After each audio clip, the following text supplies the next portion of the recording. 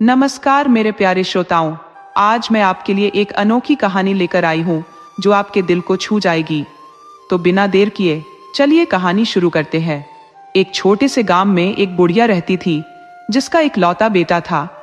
वे दोनों बहुत ही निर्धन थे और गुजारा बस जैसे तैसे चलता था। बेटा गांव वालों की गाय भैंसें चराता और जो कुछ भी मेहनताने में मिल जाता उसी से पेट भरता। उसकी माँ, जिसे लोग माई कहते थे, अत्यंत धार्मिक स्वभाव की थी और शान माता की पूजा अर्चना में हमेशा डूबी रहती थी। वो हर पूजा में सम्मिलित होती और अपने बेटे को भी बड़ी ममता से रखती थी। बेटे का नाम भोला था और वह अपनी सादगी, सरलता और सीधेपन के लिए पूरे गांव में जाना जाता था। न कभी किसी से झगड़ा किया और न ही किसी से मनमुटाव। उसकी यह स्वाभाविक सादगी और विनम्रता गांव के लोगों को बहुत पसंद थी। एक दिन की बात है जब गर्मियों के खड़े दिनों में वह जानवरों को चराने जंगल में गया। ज्येष्ठ महीने की चिलचिलाती धूप में गाय भैंसे इधर उधर चर रही थी और वह एक बड़े पेड़ की छांव में जाकर बैठ गया। पेड़ पर बैठे दो पक्षी आपस में बातचीत कर रहे थे। उनका वार्तालाप भोला के कानों में पड़ा और उसकी रुचि जग गई। एक पक्षी दूसरे से कह रहा था, क्या तुमने उस राज्य की राजकुमारी रूपमती के बारे में सुना है? उसकी सुंदरता इतनी अलौकिक है कि जिसे एक बार देख लो वह खाना पीना तक भूल जाए। ये सुनकर भोला आश्चर्यचकित हो गया और सोचने लगा कि आखिर वो राजकुमारी कितनी सुंदर होगी। तभी दूसरे पक्षी ने बताया, राजा ने 3 शर्तें रखी हैं, जो कोई भी पूरी कर देगा राजा उसी से अपनी बेटी का विवाह करेंगे। लेकिन आज तक किसी ने भी वो शर्तें पूरी नहीं की और इसीलिए राजकुमारी अब तक कुमारी है। भोला पूरे ध्यान से पक्षियों की बात सुन रहा था और शाम को जब घर लौटा तो उसका चेहरा उदासी से भरा हुआ था। उसकी मां ने पूछा, क्या हुआ बेटा, आज तो इतना उदास क्यों है? भोला ने जवाब दिया, मां, मैंने एक राज्य की राजकुमारी के बारे में सुना है। उसका नाम रूपमती है। लोग कहते हैं उसकी सुंदरता ऐसी है कि जिसे देख लो तो भूख प्यास तक लगनी बंद हो जाती है। मां, मुझे उसी राजकुमारी से विवाह करना है। बुढ़िया माई ने हंसते हुए कहा, अरे रे, तू कितना भोला है। हम तो गरीब लोग हैं और वो राजकुमारी है। भला वो तुझसे शादी क्यों करेगी? राजा तुझे सजा देगा बेटा। इस विचार को अपने मन से निकाल दे। हम तो जैसे तैसे जी रहे हैं। लेकिन भोला ने अपनी जिद नहीं छोड़ी। उसने ठान लिया कि चाहे जो हो जाए उसे तो राजकुमारी से ही विवाह करना है। उसकी मां ने कहा, बेटा, जिसका कोई अता पता नहीं उसे खोजने तो कहां जाएगा? पर भोला नहीं माना। उसने अपनी मां से कहा, मां, मुझे बस रानी रूपमती से ही शादी करनी है। उसकी मां ने भी आखिरकार उसकी जिद को मान लिया और कहा, ठीक है बेटा, जो तुझे सही लगे वही कर। तू मेरा इकलौता सहारा है, तेरी खुशी में ही मेरी खुशी है। अगले दिन सवेरे भोला उठ गया और अपनी मां से कहा, मां, मेरे लिए रास्ते में खाने का कुछ सामान बना दे। उसकी मां ने जो घर में था वही बनाकर दे दिया। भोला ने मां से कहा, मुझे गुड़ और शक्कर भी दे दो। उसकी मां बोली, गुड़ शक्कर तो गरीबों का सहारा ही है, इससे भूख मिटती है। बाबा मुस्कुराए और बोले, बेटा, जब तुमने सही इरादे से यात्रा शुरू की है तो भगवान भी तुम्हारी मदद करेंगे। ये हमारा आशीर्वाद है कि तुम अपनी मंजिल तक पहुंच जाओगे। इतना कहकर बाबा ने उसे एक उड़न खटोला दिया और बोले, जहां जाना हो बस इसका नाम लो और ये खटोला तुम्हें वहां पहुंचाएगा।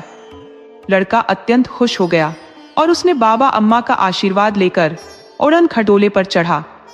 अब उसके सामने था अद्भुत यात्रा का रास्ता जिसमें उसे भगवान की मदद मिली थी। फिर वह बुजुर्ग बोला, सुनो, मेरे पास यह अद्भुत झोली है। इसमें जो भी तुम चाहोगे, जैसे ही तुम यात्रा करते हुए कोई चीज मांगोगे वह तुरंत तुम्हारे सामने प्रकट हो जाएगी। चाहे वह प्याज हो या सोना चांदी, सब इस झोली में समा जाएगा। इस चमत्कारी झोली को पाकर लड़का बहुत प्रसन्न हुआ। वह भोला, वाह, ये तो सचमुच जादुई झोली है। उसके बाद बूढ़े बाबा ने कहा, मेरे पास एक कटार भी है। इसे तुम जिस वस्तु पर मारोगे वह एक ही वार में कट जाएगी। लड़के ने उन तीनों वस्तुओं को लेकर उनके चरणों को छूकर आशीर्वाद लिया। वास्तव में भोले बाबा तो अपनी माया से बूढ़े दंपत्ति के रूप में वहां उपस्थित थे, क्योंकि उन्होंने लड़के की मां की तपस्या के फलस्वरूप उसके मार्गदर्शन का निर्णय लिया था। जैसे ही उन्होंने अपनी माया से अंतर्ध्यान लिया, लड़का भी आगे बढ़ गया। अब यह युवक उड़न खटोले में बैठा और भूला, उड़न खटोले, मुझे उस स्थान पर ले चलो जहां राजकुमारी रूपमती निवास करती हैं। उड़न खटोले ने उसे राजकुमारी के महल की छत पर उतार दिया। उसने देखा कि राजकुमारी खिड़की में खड़ी होकर अपने बाल सुखा रही थी। उसकी सुंदरता इतनी अद्भुत थी कि वह उसे देखते ही रह गया। उसने आज तक ऐसी सुंदरी नहीं देखी थी। फिर वह रात का इंतजार करने लगा। जब रात का अंधेरा छाने लगा, उसने उड़न खटोले से कहा, मुझे राजकुमारी के कक्ष में ले चलो। उड़न खटोला उसे राजकुमारी के कक्ष में ले गया। लड़के ने अपनी झोली से एक हीरा जड़ित अंगूठी निकाली और राजकुमारी को पहनाने लगा। अचानक राजकुमारी की आंखें खुल गई और वह हड़बड़ी में बैठ गई। उसने पूछा, तुम कौन हो और मेरे कक्ष में कैसे आए? लड़के ने कहा, मैं तुमसे विवाह करने आया हूं। राजकुमारी बोली, यदि तुम्हें मुझसे शादी करनी है तो सुबह राज दरबार में आना। मेरे पिता की 3 शर्तें हैं, उन्हें पूरा करना होगा। आज तक कई राजकुमार मुझसे शादी के ख्वाब लेकर आए, लेकिन कोई भी मेरे पिता की तीनों शर्तें नहीं पूरी कर पाया। अगर तुम इन शर्तों को नहीं निभा पाए तो तुम्हें फांसी की सजा मिलेगी। लड़का दृढ़ता से बोला, ठीक है, मैं शर्तें मानता हूं, मैं तुमसे विवाह करूंगा, ये मेरा वादा है। उसकी बहादुरी और संकल्प को देखकर राजकुमारी प्रसन्न हुई और उसने मन में प्रार्थना की कि भगवान उसे शक्ति दे ताकि वह अपने पिता की तीनों शर्तें पूरी कर सके। सुबह होते ही लड़का राज दरबार पहुंचा। उसने राजा से कहा, राजा साहब, मैं राजकुमारी से विवाह करना चाहता हूं। राजा ने कहा, बिल्कुल, लेकिन तुम्हें 3 शर्तें माननी होंगी। लड़के ने कहा, मुझे मंजूर है। राजा ने चेतावनी दी, सोच लो, बहुत से लोग आए हैं, लेकिन कोई भी शर्तें पूरी नहीं कर सका और वापस नहीं लौट सका। राजा ने पहली शर्त बताई, हम तुम्हें 1 बोरा सरसों के दाने देंगे। तुम्हें उन्हें पूरे मैदान में इकट्ठा करना होगा, एक भी दाना कम नहीं होना चाहिए। लड़का बोला, मुझे यह मंजूर है।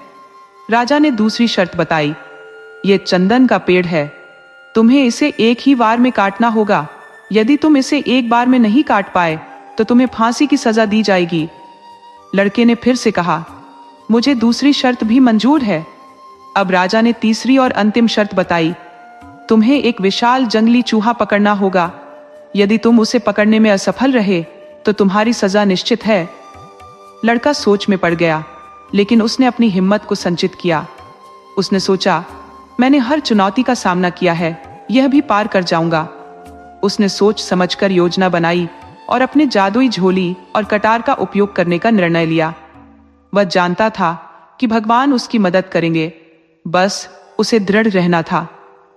लड़का राजमहल की ओर चल पड़ा, अपनी मेहनत और साहस के साथ। अब राजा ने कहा, मेरी तीसरी शर्त यह है कि हमारे साम्राज्य को एक भयंकर आदमखोर राक्षस ने परेशान कर रखा है। यह हमारी प्रजा को सताता है और जो भी इसके पास आता है उसे मारकर खा जाता है। वह पहाड़ी पर एक गुफा में निवास करता है। यदि तुम उसे समाप्त कर देते हो तो मैं अपनी राजकुमारी की शादी तुम्हारे साथ कर दूंगा। लड़का भूला, महाराज, मैं आपकी तीनों शर्तें मानता हूं। राजा ने चेतावनी दी, यदि तुम इन शर्तों को पूरा नहीं कर पाते तो तुम्हें मृत्यु की सजा मिलेगी। लड़के ने दृढ़ता से कहा, ये शर्तें मुझे मंजूर है, मैं इन्हें पूरा करने के लिए तत्पर हूं। राजा ने अपने सैनिकों को आदेश दिया कि वे पूरे मैदान में सरसों के दाने बिखेर दें, एक भी दाना कम नहीं होना चाहिए। सैनिकों ने आदेश का पालन किया और पूरे मैदान में दाने बिखेर दिए। वहां जगह जगह रेत और कच्चा मैदान था। लड़के ने मन में सोचा कि उसे अपने मित्र चींटियों की मदद लेनी होगी। उसने चींटी रानी का नाम लिया और जैसे ही चींटियों ने उसकी पुकार सुनी, वे एक दूसरे से संवाद करने लगी। कुछ ही पल में मैदान चींटियों से भर गया। सभी ने एक एक दाना उठाया और उसे बोरी में डाल दिया। लड़का राजा के पास गया और भूला, राजा साहब, मैंने सारे दाने बोरी में डाल दिए हैं, आप कृपया चेक कर लें। राजा ने देखा कि एक भी दाना कम नहीं था। यह देखकर वह दंग रह गया। फिर राजा ने उसे चंदन के पेड़ की ओर इशारा किया और कहा, इसे एक ही वार में काट दो। लड़के ने वह कटार निकाली जो बूढ़े बाबा ने उसे दी थी। उसने उसे एक ही वार में पेड़ के तने पर मारा और पेड़ एक झटके में गिर गया। यह देखकर राजा हैरान रह गया और भूला, वाह, यह तो अद्भुत शक्तिशाली है। अब राजा ने कहा, ठीक है, तुमने दूसरी शर्त भी पूरी कर दी है। अब तुम्हें तीसरी शर्त पूरी करनी होगी, जो कि उस आदमखोर राक्षस को मारना है। लड़के ने उस राक्षस की याद करते हुए सोचा कि उसने पहले एक शेर को बचाया था। उसने मन में शेर को याद किया और चमत्कारिक रूप से शेर वहां प्रकट हो गया। शेर ने पूछा, भाई, तुमने मुझे क्यों याद किया? लड़के ने कहा, इस पहाड़ी पर एक आदमखोर है जिसे मारना है। शेर बहुत खुश हुआ। अच्छा, आज का भोजन तो मेरा होगा। और वह पहाड़ी की ओर चल पड़ा। थोड़ी ही देर में शेर ने राक्षस को मारकर उसकी हड्डियां वहीं छोड़ दी। जब राजा ने यह देखा कि शेर ने राक्षस को समाप्त कर दिया है, तो वह बहुत प्रसन्न हुआ। उसका राज्य अब भयमुक्त हो गया था। राजा ने लड़के से कहा, मैं अपनी बेटी की शादी तुम्हारे साथ खुशी खुशी करूंगा। लड़का और राजकुमारी एक दूसरे से प्रेम करने लगे और शादी के लिए तैयार हुए। राजा ने चंदन के पेड़ से एक खूबसूरत डोली बनवाई जिसमें राजकुमारी को विदा किया गया। जब राजकुमारी विदा हो रही थी, राजा ने उसे बहुत सा धन देकर विदाई दी। लड़का बोला, आपने हमें बहुत सा धन दिया है, लेकिन क्या आप हमें 4 रोटियां और थोड़ा सा गुड़ भी दे सकते हैं? ये सुनकर सब लोग हैरान हो गए कि ये 4 रोटियां और गुड़ का क्या करेगा। राजकुमारी बोली, मेरे पिता ने रास्ते के लिए स्वादिष्ट पकवान बनवाए हैं, इतना धन दिया है, फिर ये 4 रोटियां और गुड़ क्यों? लड़के ने कहा, मैं चींटी रानी से मिलूंगा और उन सभी चींटियों को यह भोजन देना है। राजकुमारी ने उसकी बात सुनकर 4 रोटियां और गुड़ अपनी डोली में रख लिया। राजा ने खुशी खुशी उन्हें विदा किया और लड़का अपनी पत्नी के साथ चल पड़ा। रास्ते में उन्होंने एक पेड़ के नीचे आराम किया। लड़के ने 4 रोटियों को मसालेदार बनाया और गुड़ मिलाकर वहां डाल दिया, जिससे चींटियां बहुत प्रसन्न हो गईं। उसने सुना है कि जब किसी को चींटियों को भोजन कराया जाता है तो भगवान विष्णु प्रसन्न होते हैं। जिनके काम नहीं बनते उनके बिगड़े काम भी बन जाते हैं। जब लड़का घर पहुंचा तो उसकी मां ने उसे देखा और कहा, तुम तो बहुत गाजे बाजे के साथ आ रहे हो। यह सुनकर पड़ोसी महिला ने कहा, तुम मजाक कर रही हो, हमारे बेटे ने राजकुमारी के साथ शादी की है। जब बुजुर्गा ने अपनी बहू को देखा तो वह मंत्रमुग्ध रह गई। राजकुमारी अद्भुत सुंदर थी, जैसे ब्रह्मांड की रानी। बुजुर्गा ने अपनी बहू का जोरदार स्वागत किया और उसे गृह प्रवेश कराया। वह बोली, माता रानी, आपने मेरी लाज रख ली है। आपकी कृपा से मेरी सभी इच्छाएं पूरी हो गई हैं। राजकुमारी के आने से न केवल दरिद्रता का नाश हुआ, बल्कि गांव में खुशहाली छा गई। राजा ने पूरे गांव को निमंत्रित किया और भव्य भोज का आयोजन किया। सभी ने मिलकर उत्सव मनाया और शान माता की महिमा का गान किया।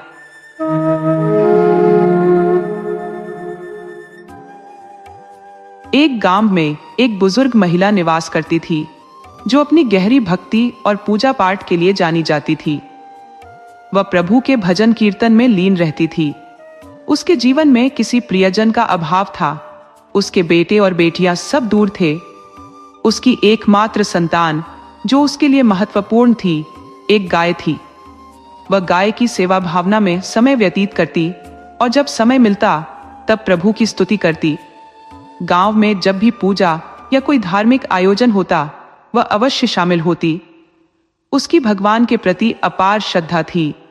हालांकि उसके जीवन में सुख दुख का चक्र हमेशा बना रहता है।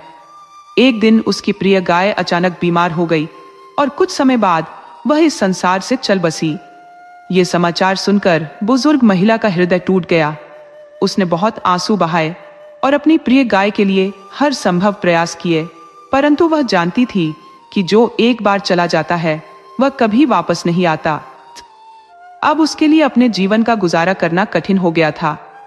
वह अपनी गाय के दूध बेचकर और गोबर से उपले बनाकर घर का खर्च चलाती थी। लेकिन अब यह सब खत्म हो गया। इस बुजुर्ग महिला का नाम लीलावती था। उसके पड़ोस में एक औरत थी जिसका नाम कलावती था। कलावती के पास 2 गायें थी जो हमेशा उसके घर के बाहर बंधी रहती थी। लीलावती ने देखा कि कलावती गाय के गोबर का उपयोग नहीं कर रही थी, इसलिए उसने विचार किया कि क्यों न गोबर इकट्ठा करके उपले बनाकर बेचकर अपने जीवन का गुजारा किया जाए। इस तरह उसने कलावती के गोबर को उपयोग में लेना शुरू किया। लेकिन कलावती को जब यह पता चला कि लीलावती उसके गोबर का इस्तेमाल कर रही है तो उसे जलन हुई। उसने अपनी गायों को घर के अंदर बांधना शुरू कर दिया और लीलावती को गोबर लेने से मना कर दिया। लीलावती बहुत दुखी हुई। उसने कुछ दिनों तक भूखी प्यासी रहकर प्रभु से प्रार्थना की। तभी उसे याद आया कि गांव में एक साहूकार है जिसके पास कई गायें हैं। उसने साहूकार से पूछा कि क्या वह उसके गोबर को ले जा सकती है, तो साहूकार ने सहर्ष अनुमति दे दी। अब लीलावती साहूकार के पास जाती और गाय के गोबर को लाकर उपले बनाती और उन्हें बेचकर अपना गुजारा करती। इसी बीच कलावती की जलन और बढ़ती गई। एक दिन साहूकार की एक गाय बीमार हो गई।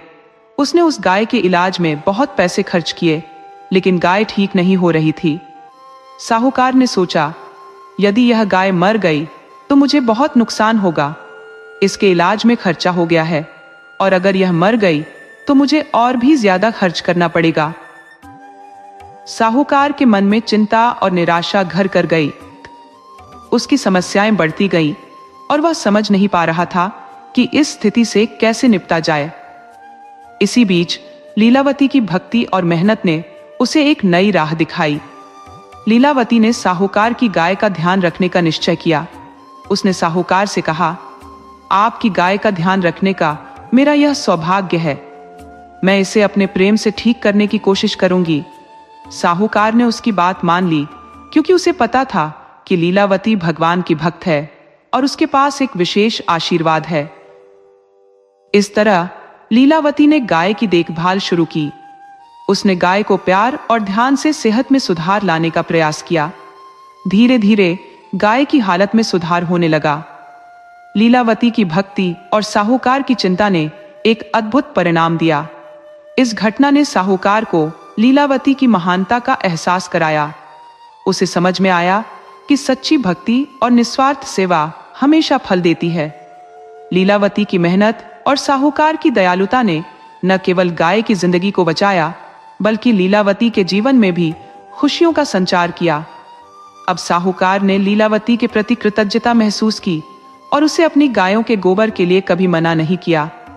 लीलावती ने भी अपने जीवन में संतोष पाया और प्रभु का धन्यवाद किया कि उसने उसे इस कठिनाई से उबारा।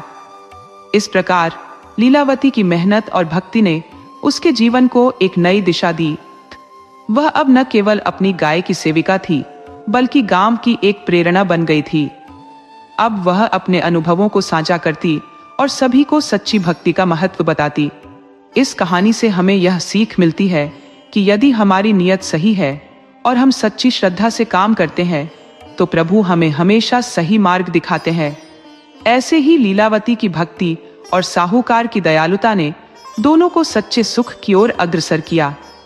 उस साहूकार ने एक योजना बनाई कि क्यों न वह अपनी बीमार गाय उस बूढ़ी अम्मा को दे दे। उसे शायद पता भी न चले कि गाय बीमार है, और साथ ही उसे अपनी ओर से एक एहसान भी जताने का मौका मिल जाएगा।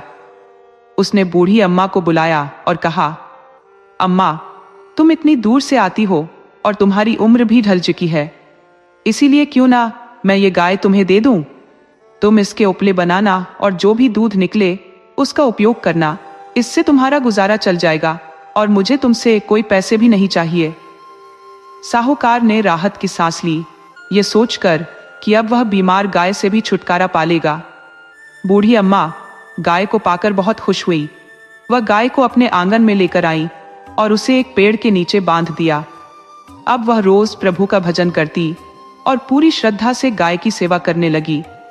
उन्हें इस बात का बिल्कुल भी अंदाजा नहीं था कि गाय बीमार है। वह गाय का दूध निकालती और सबसे पहले उस दूध का भोग माता रानी को लगाती। केवल भोग लगाने के बाद ही वह खुद खाना खाती। अम्मा की सच्ची लगन और सेवा से कुछ ही दिनों में गाय पूरी तरह से ठीक हो गई। धीरे धीरे गाय का दूध भी बढ़ने लगा। अब अम्मा हर दिन उपले बनाकर बेचने लगी, जिससे उनकी आर्थिक स्थिति सुधरने लगी। इधर अम्मा की पड़ोसन, जो उनकी गरीबी पर हंसती थी, अब जलन से भरने लगी। उसे ये देखकर बहुत बुरा लगता था कि अब अम्मा फिर से सुखी हो रही है, लेकिन वह चाहकर भी कुछ नहीं कर सकती थी, क्योंकि अब अम्मा के पास अपनी गाय थी। एक दिन एक साधु महात्मा ब्राह्मण का भेष बनाकर अम्मा के दरवाजे पर भिक्षा मांगने आए। अम्मा ने आदर पूर्वक उन्हें भोजन परोसा और कहा, महाराज, मेरे पास ज्यादा कुछ नहीं है, लेकिन जो कुछ भी है वह आपके लिए है। साधु महात्मा ने अपनी दिव्य दृष्टि से देखा कि अम्मा ने अपने लिए रखे भोजन को ही बड़े प्रेम से उन्हें परोसा है। साधु बहुत प्रसन्न हुए और आशीर्वाद देते हुए बोले, माए, अब तुम्हारे दुख के दिन समाप्त होने वाले हैं। साधु ने अम्मा की गाय की पीठ पर हाथ फेरा और वहां से चले गए। अम्मा बहुत खुश हुई कि साधु ने उन्हें आशीर्वाद दिया। अब वह और भी ज्यादा लगन से गाय की सेवा करने लगी। कुछ दिनों बाद अम्मा की पड़ोसन ने देखा कि गाय ने सोने का गोबर किया है। वह यह देखकर दंग रह गई। उसने सोचा, अगर मैं इस सोने का गोबर ले जाऊं और इसके बदले साधारण गोबर रख दूं, तो अम्मा को पता भी नहीं चलेगा। अब वह यही चाल चलने लगी। जब भी अम्मा की गाय गोबर करती, वह सोने का गोबर उठा लेती और उसकी जगह साधारण गोबर रख देती। कई दिन ऐसे ही बीत गए। फिर एक दिन अचानक तूफान आया। अम्मा ने गाय को घर के अंदर बांध लिया। जब गाय ने घर के अंदर गोबर किया, तो अम्मा ने देखा कि वह सोने का गोबर कर रही है। यह देखकर अम्मा को समझते देर नहीं लगी कि यह सब साधु महाराज के आशीर्वाद का परिणाम है। अम्मा को यह भी समझ आ गया कि अब तक उसकी पड़ोसन ही सोने का गोबर चुरा रही थी। अम्मा को अब किसी से डरने की जरूरत नहीं थी। उन्होंने सोने का गोबर इकट्ठा कर लिया और उसे बेचकर उन्होंने खूब धन कमा लिया। अब अम्मा सुखी जीवन बिताने लगी। कुछ समय बाद अम्मा ने सोचा कि क्यों ना वह अपनी पड़ोसन को भी यह चमत्कार बताए। जब वह अपनी पड़ोसन के पास गई और सारा किस्सा सुनाया, तो पड़ोसन शर्म से पानी पानी हो गई। उसे एहसास हुआ कि उसकी ईर्ष्या ने उसे गलत राह पर डाल दिया था। अम्मा ने पड़ोसन को माफ कर दिया और दोनों के बीच फिर से दोस्ती हो गई। अम्मा अब रोज माता रानी की आराधना करती और सुखी जीवन जीती। उनके मन में यह विश्वास और भी गहरा हो गया कि सच्ची श्रद्धा और सेवा से ईश्वर हर किसी की मदद करता है, चाहे वह कितना भी गरीब या मजबूर क्यों ना हो। और इस तरह अम्मा की कहानी पूरे गांव में फैल गई। लोग कहते, देखो, माता रानी की कृपा से एक साधारण गाय ने अम्मा के जीवन में खुशियां भर दी। अम्मा की पूजा और भक्ति की मिसाल पूरे गांव में दी जाने लगी और वह हर किसी के लिए प्रेरणा बन गई। बुजुर्ग महिला ने अपनी पड़ोसी के बुरे इरादों पर ध्यान नहीं दिया और न ही किसी प्रकार की लड़ाई झगड़ा किया। अब कलावती ने अपनी गाय को अपने घर के अंदर ही बांधना शुरू कर दिया। जब उसकी पड़ोसन को गोबर मिलना बंद हुआ, तो वह परेशान हो गई। उसने सोचा कि क्यों न साहूकार को यह बताकर अपनी समस्या का समाधान कर लिया जाए कि जिस गाय को उसने दान में दिया था, वह तो सुनहरे गोबर का उत्पादन करती है। इससे उसकी पड़ोसन का लाभ उठाने का कोई मौका नहीं रहेगा। इसी सोच के साथ उसने साहूकार से कहा कि लीलावती की गाय सुनहरे गोबर का उत्पादन करती है। साहूकार की लालसा जाग उठी और वह तुरंत लीलावती के घर की ओर चल पड़ा। जब उसने गाय को खूंटे से खोला, तो लीलावती ने उससे रोते हुए बहुत प्रार्थना की, पर साहूकार ने उसकी बात नहीं सुनी। बुजुर्ग महिला ने 1-2 दिन तक न तो भोजन किया और न ही पानी। वह भूखी प्यासी बस बैठी रही। उधर साहूकार ने गाय को अपने गौशाले में बांधा और देखा कि गाय ने गोबर करके पूरा गौशाला गंदा कर दिया है। यह देखकर साहूकार बहुत परेशान हो गया। गाय ने 2 दिन में इतना गोबर किया कि साहूकार को अपनी मूर्खता पर पछतावा हुआ। उसने सोचा, मैंने जो गाय दी थी वह तो लीलावती की थी। उसकी सच्ची मेहनत और लगन के कारण ही उसे सुनहरे गोबर का फल मिला था। साहूकार ने अपने किए पर पछताते हुए लीलावती के घर लौटकर कहा, मुझे माफ कर दो। मैंने तुम्हारे साथ बहुत अन्याय किया। ये गाय तुम्हारी ही है, मैंने लालच में आकर इसे ले लिया। ये सुनकर लीलावती के चेहरे पर खुशी लौट आई। उसकी गाय वापस आ गई और उसके पास फिर से सुनहरे गोबर का उत्पादन होने लगा। लीलावती के जीवन में फिर से खुशियां लौट आईं और वह धनवान हो गई। कलावती ने जब देखा कि लीलावती के घर में गाय वापस आ गई है तो वह जलन से भर गई, लेकिन वह कुछ कर नहीं सकी। उसने अपने घर में जाकर देखा कि अब तक जो सुनहरे गोबर उसने इकट्ठा किया था वह साधारण गोबर में बदल गया। इससे वो बहुत क्रोधित हुई और लीलावती को गालियां देने लगी। तुमने मेरे साथ कोई जादू किया है, मेरा सुनहरा गोबर साधारण हो गया है, उसने चिल्लाते हुए कहा। लेकिन कलावती को यह समझ नहीं आया कि भगवान की भक्ति और सही सोच ही जीवन में सफलता लाती है।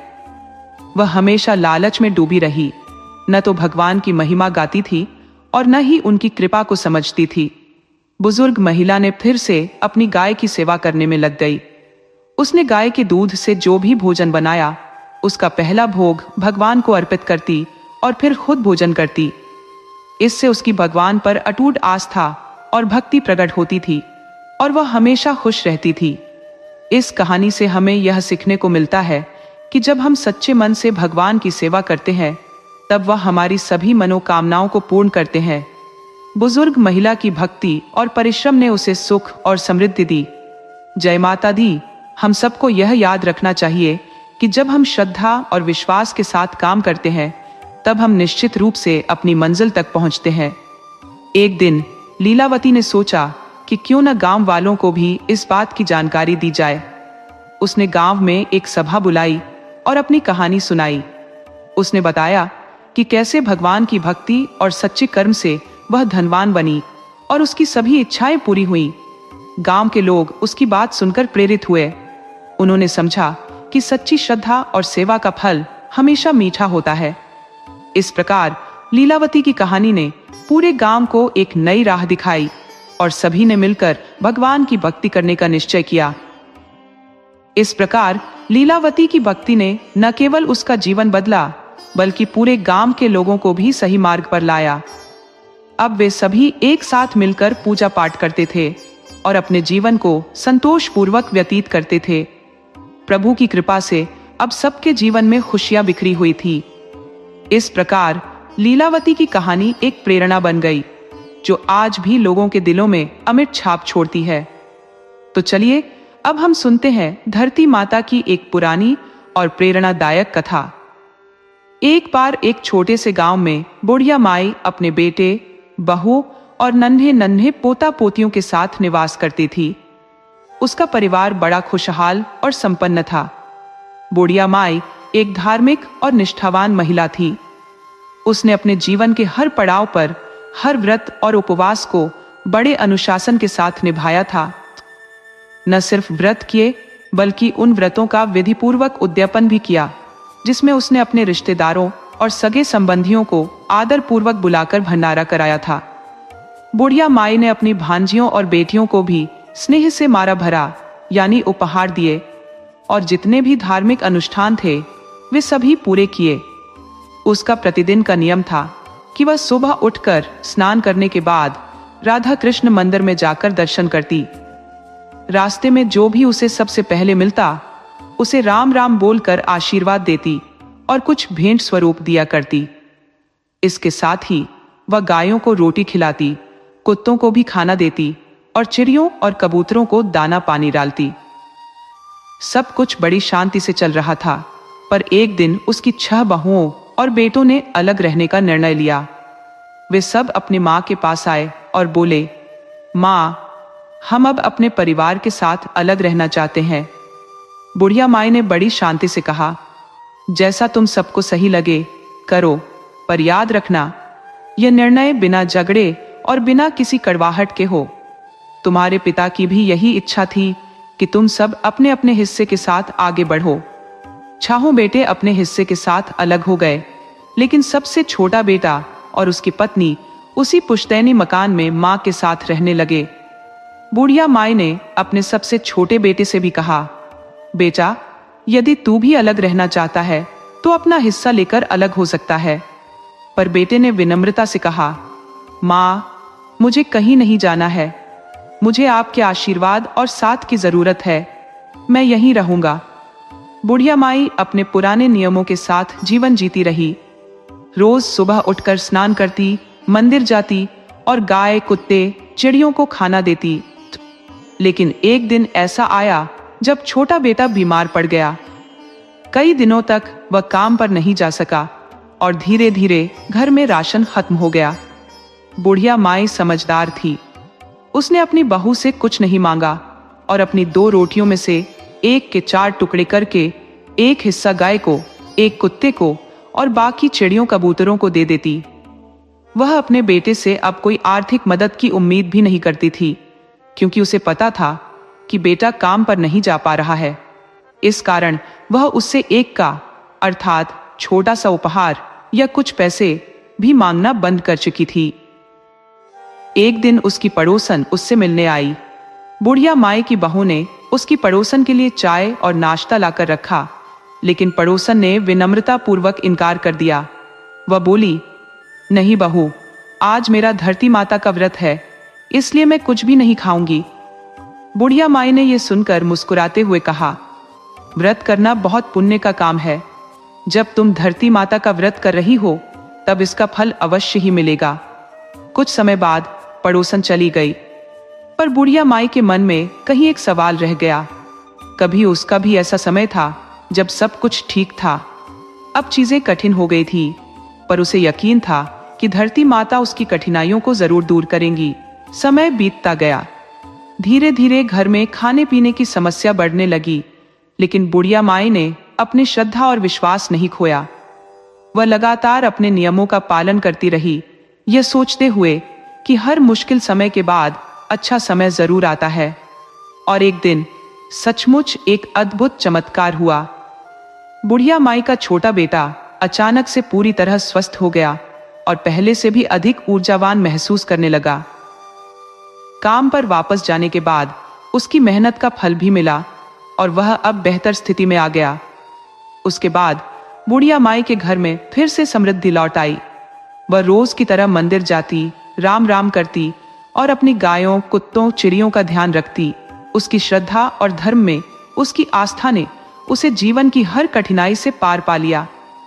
बुढ़िया ने अपनी पड़ोसी से पूछा, बहन, धरती माता का व्रत यह क्या होता है? तब पड़ोसन ने उत्तर दिया, बहन, यदि तुमने सारे दान पुण्य किए हैं, व्रत उपवास रखे हैं, तो समझ लो कि यदि तुमने धरती माता की कथा नहीं सुनी या व्रत नहीं किया तो मरने के बाद तुम्हें परलोक में पांव रखने के लिए धरती नहीं मिलेगी। बुढ़िया ने जिज्ञासा से पूछा, यह सब कैसे होता है? उसकी पड़ोसन ने विस्तार से समझाया कि परलोक में पांव रखने के लिए धरती की आवश्यकता होती है, और यदि तुमने धरती माता का व्रत नहीं किया और उनकी कथा नहीं सुनी तो तुम्हें धरती नहीं मिलेगी। अब बुढ़िया ने धरती माता की कथा और व्रत की विधि जानने की इच्छा प्रकट की। पड़ोसन ने कहा, तुम्हें 7 दिन तक धरती माता की कथा सुननी होगी और साथ में व्रत भी रखना होगा। उसने बुढ़िया को व्रत की संपूर्ण विधि भी बताई और थोड़ी देर बाद वह वापस अपने घर लौट गई। अब बुढ़िया चिंतित हो गई कि घर में राशन नहीं है, पैसे नहीं है, तो धरती माता का व्रत कैसे किया जाए। उसने कुछ विचार किया और अपनी 7वीं बहू को भेजा कि वह 6 बड़ी बहुओं को बुलाए।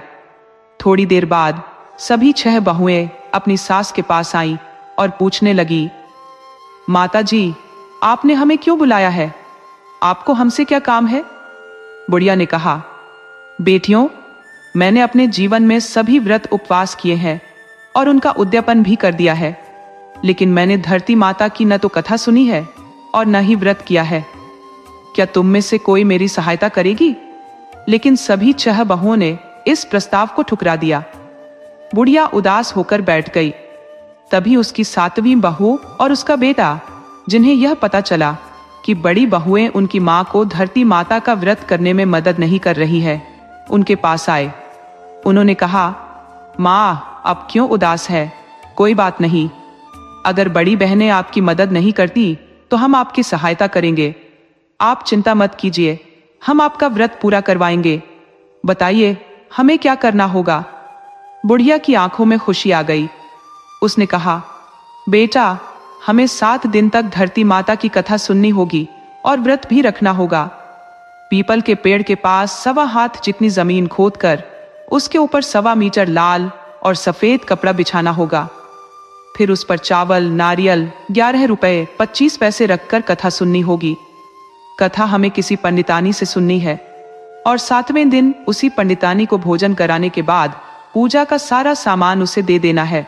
7वां बेटा बोला, माँ, तुम व्रत की तैयारी करो, मैं आज ही काम पर जा रहा हूँ। वह बेटा काफी बीमार था, लेकिन अपनी माँ के लिए धरती माता का व्रत पूरा करवाने की ख्वाहिश उसे काम पर भेजने के लिए प्रेरित कर रही थी।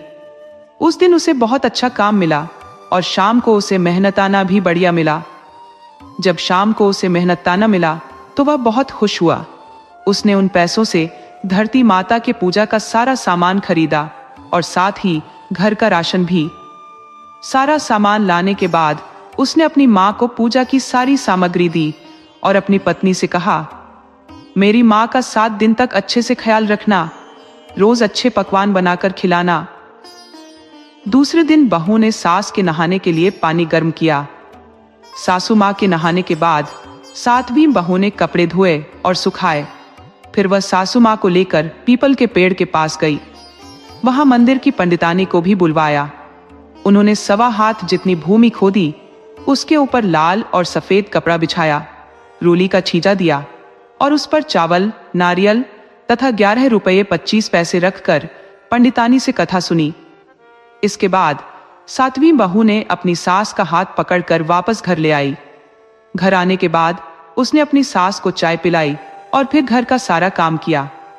पति को काम पर भेजा और शाम को तीनों ने व्रत खोला। इस प्रकार 7वीं बहू ने अपनी सास की बहुत सेवा की। 7वें दिन उसी पंडितानी को, जिसे उन्होंने 7 दिन तक कथा सुनाई थी, उन्हें भोजन कराया।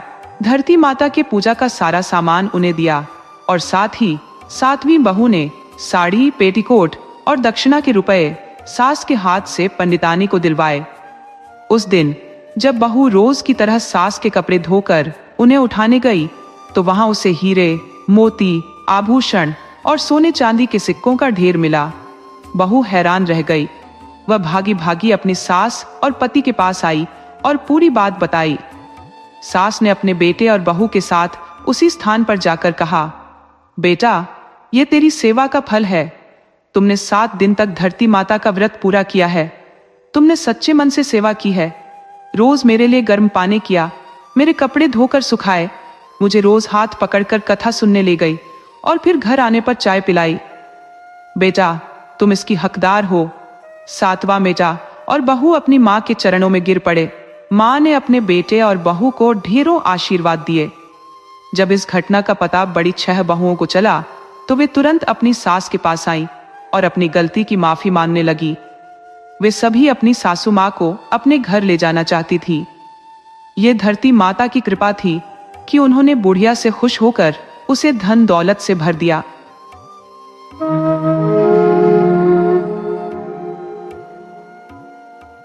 बहुत समय पहले की बात है। एक राजा था जिसके 4 पुत्र थे। वह अपने पुत्रों से अत्यधिक स्नेह करता था और उनकी शिक्षा दीक्षा में कोई कमी नहीं छोड़ी थी। एक दिन उसने अपने राजकुमारों को बुलाया और कहा, देखो, मेरे राज्य की रक्षा तुम्हारे हाथों में है। बारी बारी से तुम राज्य का पहरा दोगे और ये देखोगे कि मेरी प्रजा में कोई कष्ट में तो नहीं है। यदि किसी को कोई समस्या हो तो तुरंत उसकी सहायता करो। राजा का राज्य बहुत विशाल था, लेकिन उसमें चारों ओर शांति थी और प्रजा उसे आदर और प्रेम देती थी। राजा के आदेश का पालन करने के लिए सबसे बड़े राजकुमार ने पहले पहरा देने की इच्छा जताई। उसने रात में अपने राज्य की निगरानी शुरू की। एक रात जब प्रातः का समय समीप था, उसने देखा कि तालाब के पास एक योगी बैठा है, जिसके पास 4 अद्वितीय सुंदर घोड़े चल रहे थे। उन घोड़ों की जाति और सौंदर्य अद्वितीय था। ऐसे घोड़े तो उसके पिता के पास भी नहीं थे। राजकुमार को यह दृश्य बहुत आकर्षक लगा और वह जिज्ञासावश उस योगी के पास गया। राजकुमार ने योगी से पूछा, तुम कौन हो और यहाँ कैसे आए हो? योगी ने उत्तर दिया, मैं एक यात्री हूँ, दूर दूर की यात्राएं करता हूँ और अब तुम्हारे राज्य में आया हूँ। तब राजकुमार ने पूछा, तुम्हें यहाँ किसी प्रकार की सहायता चाहिए? योगी ने सहजता से कहा, मुझे तो बस तुम चाहिए। योगी की बात सुनकर राजकुमार चौंका। उसने कहा, मुझे चाहिए? क्यों? और इन सुंदर घोड़ों का रहस्य क्या है? योगी ने मुस्कुराते हुए उत्तर दिया, यदि तुम्हें यह घोड़े चाहिए तो यात्रा पर जाओ और जो कुछ अनुभव प्राप्त हो उसे लौटकर मुझे अवश्य बताना।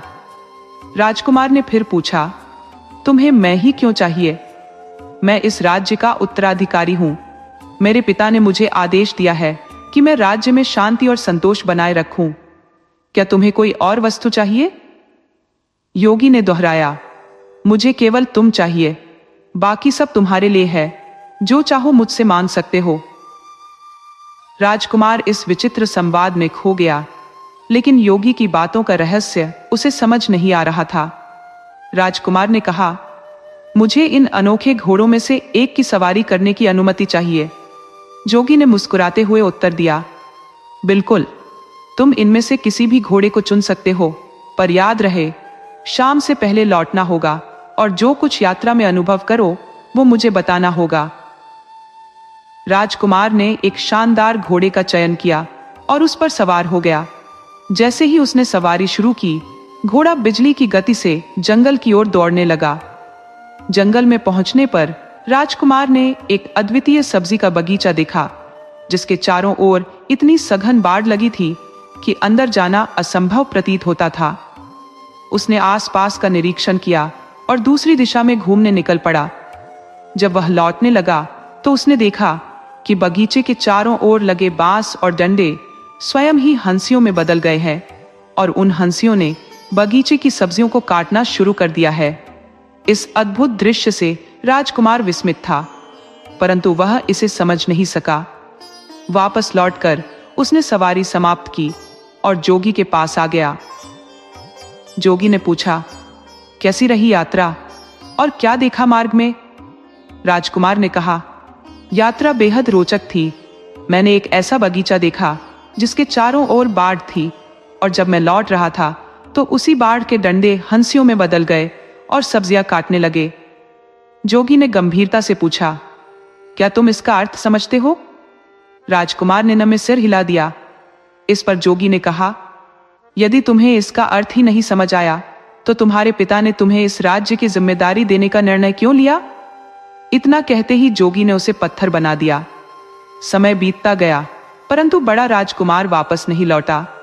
राजा चिंतित हुआ और दूसरे पुत्र ने स्वयं पहरा देने और अपने भाई की खोज करने का प्रस्ताव रखा। दूसरा राजकुमार भी पहरा देते हुए उसी तालाब के पास पहुंचा, जहां वह योगी अभी भी अपने चारों अद्भुत घोड़ों के साथ उपस्थित था। घोड़ों की सौंदर्यता देखकर दूसरा राजकुमार भी प्रभावित हुआ और उसने योगी से पूछा, क्या मैं भी इनमें से किसी एक घोड़े की सवारी कर सकता हूं? योगी ने कहा, तुम्हारे बड़े भाई भी यही चाहत रखते थे। मैंने उन्हें भी सवारी की अनुमति दी थी, परंतु यात्रा के दौरान देखे गए रहस्यमय दृश्य का अर्थ वह समझ नहीं पाए, इसीलिए मैंने उन्हें पत्थर बना दिया। दूसरा राजकुमार उत्सुक होकर बोला, ऐसा क्या था जो वह नहीं समझ सके? योगी ने उत्तर दिया, उन्होंने एक बगीचा देखा था जहां बाढ़ के डंडे हंसियों में बदल गए थे और वे हंसियां सब्जियों को काट रही थी। उनका यह न समझना ही उनकी परीक्षा थी और विफलता का परिणाम पत्थर बन जाना। तब राजकुमार ने कहा, अगर मैं तुम्हारे प्रश्न का उत्तर दे दूं तो क्या तुम मेरे भाई को जीवन दान दे सकोगे? क्या वह जीवित हो जाएगा? इस पर जोगी ने कहा, बिल्कुल। राजकुमार ने कहा, लेकिन यह प्रश्न बहुत कठिन है, जिसे मैंने कभी देखा ही नहीं, उसके बारे में उत्तर कैसे दूं? मुझे एक बार घोड़ा दे दो, मैं पुनः प्रयास करूंगा।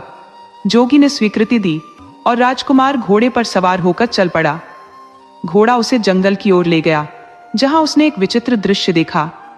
एक गाय वहां आई थी जिसने हाल ही में एक बछिया को जन्म दिया था, परंतु वह गाय स्वयं बछिया का दूध पी रही थी। इस अजीब दृश्य को देखकर राजकुमार चकित रह गया। उसने देखा कि गाय अपनी ही संतान से दूध प्राप्त कर रही थी, जबकि सामान्यतः बछिया को दूध पीना चाहिए था। यह दृश्य उसे गहरे तक उलझा गया, परंतु अर्थ समझ नहीं आया। जब वह वापस लौटा तो जोगी ने उससे पूछा, तो रास्ते में क्या देखा? राजकुमार ने कहा, मैंने एक नवजात बछिया और उसकी माँ को देखा, परंतु माँ ने बछिया का ही दूध पीना शुरू कर दिया। ये तो मेरी समझ से परे है। मैं अत्यंत हैरान हूं। जोगी ने गंभीर स्वर में पूछा, तो क्या तुम इस दृश्य का अर्थ समझते हो? राजकुमार ने उत्तर दिया, नहीं, यह मेरे बोध से बाहर है। मैं इसका मतलब नहीं जानता। इस उत्तर पर जोगी ने कहा, तुम इसका अर्थ नहीं जानते? और कहते ही जोगी ने उसे पत्थर का बना दिया। इस प्रकार दूसरा राजकुमार भी पत्थर बन गया। जब दोनों राजकुमारों का काफी समय बीत गया और वे महल नहीं लौटे, तब तीसरा राजकुमार राजा के पास आया और कहा, पिताजी, मुझे नगर की रक्षा के लिए जाने दीजिए और मैं अपने भाइयों का भी पता लगाऊंगा। राजा ने उसे अनुमति दी और तीसरे दिन वह शहर की देखभाल के लिए निकल पड़ा।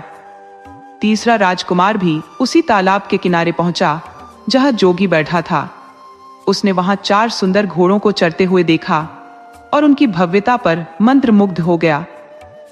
राजकुमार ने जोगी से उनके बारे में पूछना चाहा, लेकिन जोगी ने उसे अपने पास बैठने का संकेत दिया। बातचीत के दौरान जोगी ने उसे बताया कि उसके दोनों भाई भी पहले यहाँ आ चुके हैं और उनके साथ क्या हुआ था। वे मेरे पास आए थे और एक घोड़ा लेकर भ्रमण पर निकले। राह में उन्होंने जो देखा उसका उत्तर देने में वे असमर्थ रहे और परिणाम स्वरूप वे दोनों पत्थर में परिवर्तित हो गए। इसके बाद उसने कहा कि यदि वह उन दोनों भाइयों को पुनः जीवित कर देगा तो जो लकड़ी के डंडे हैं वे दरांती में बदल जाएंगे और हाल ही में जन्मी बछिया अपनी माता को पीला दूध पिलाने लगेंगी। अगर उसका जवाब दे दे तो तुम्हारे दोनों भाई जो राजकुमार हैं जीवित हो जाएंगे। राजकुमार ने सहमति में सिर हिलाते हुए कहा, आपका बहुत बहुत धन्यवाद। यदि आप मुझे एक घोड़ा दे दे तो मैं इसे एक बार वहां के विचित्र दृश्यों को देखने और समझने के लिए लेकर आऊंगा। उसने कहा, बिल्कुल, तुम इनमें से किसी भी एक घोड़े को ले सकते हो, परंतु सावधान रहना और जो कुछ भी यात्रा में तुम्हारे समक्ष प्रकट हो उसे अनुभव के रूप में लेकर आकर मुझे अवगत कराना। राजकुमार ने एक घोड़े का चयन किया और उस पर सवार होकर यात्रा पर चल पड़ा। घोड़ा उसे जंगल की ओर ले गया, जहां उसने देखा कि एक व्यक्ति अपने सिर पर लकड़ियों का बड़ा गट्ठर लादे हुए था। वह केवल उन्हीं लकड़ियों से संतुष्ट नहीं था, बल्कि मार्ग में जो लकड़ियां उसे दिख रही थी वे भी वह अपने गट्ठर में जोड़ता जा रहा था। यह दृश्य देखकर राजकुमार आश्चर्यचकित रह गया कि उस व्यक्ति के सिर पर इतना भारी बोझ होते हुए भी वह लकड़ियों के मोह को छोड़ने में असमर्थ था। राजकुमार ने इस अद्भुत घटना का अर्थ समझने का प्रयास किया, लेकिन उसे कोई स्पष्टता नहीं मिली।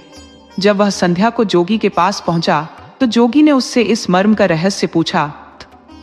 राजकुमार ने बताया कि उसे मार्ग में एक लकड़ियां बीनता व्यक्ति मिला, जिसके सिर पर पहले से ही लकड़ियों का बड़ा गट्ठर था।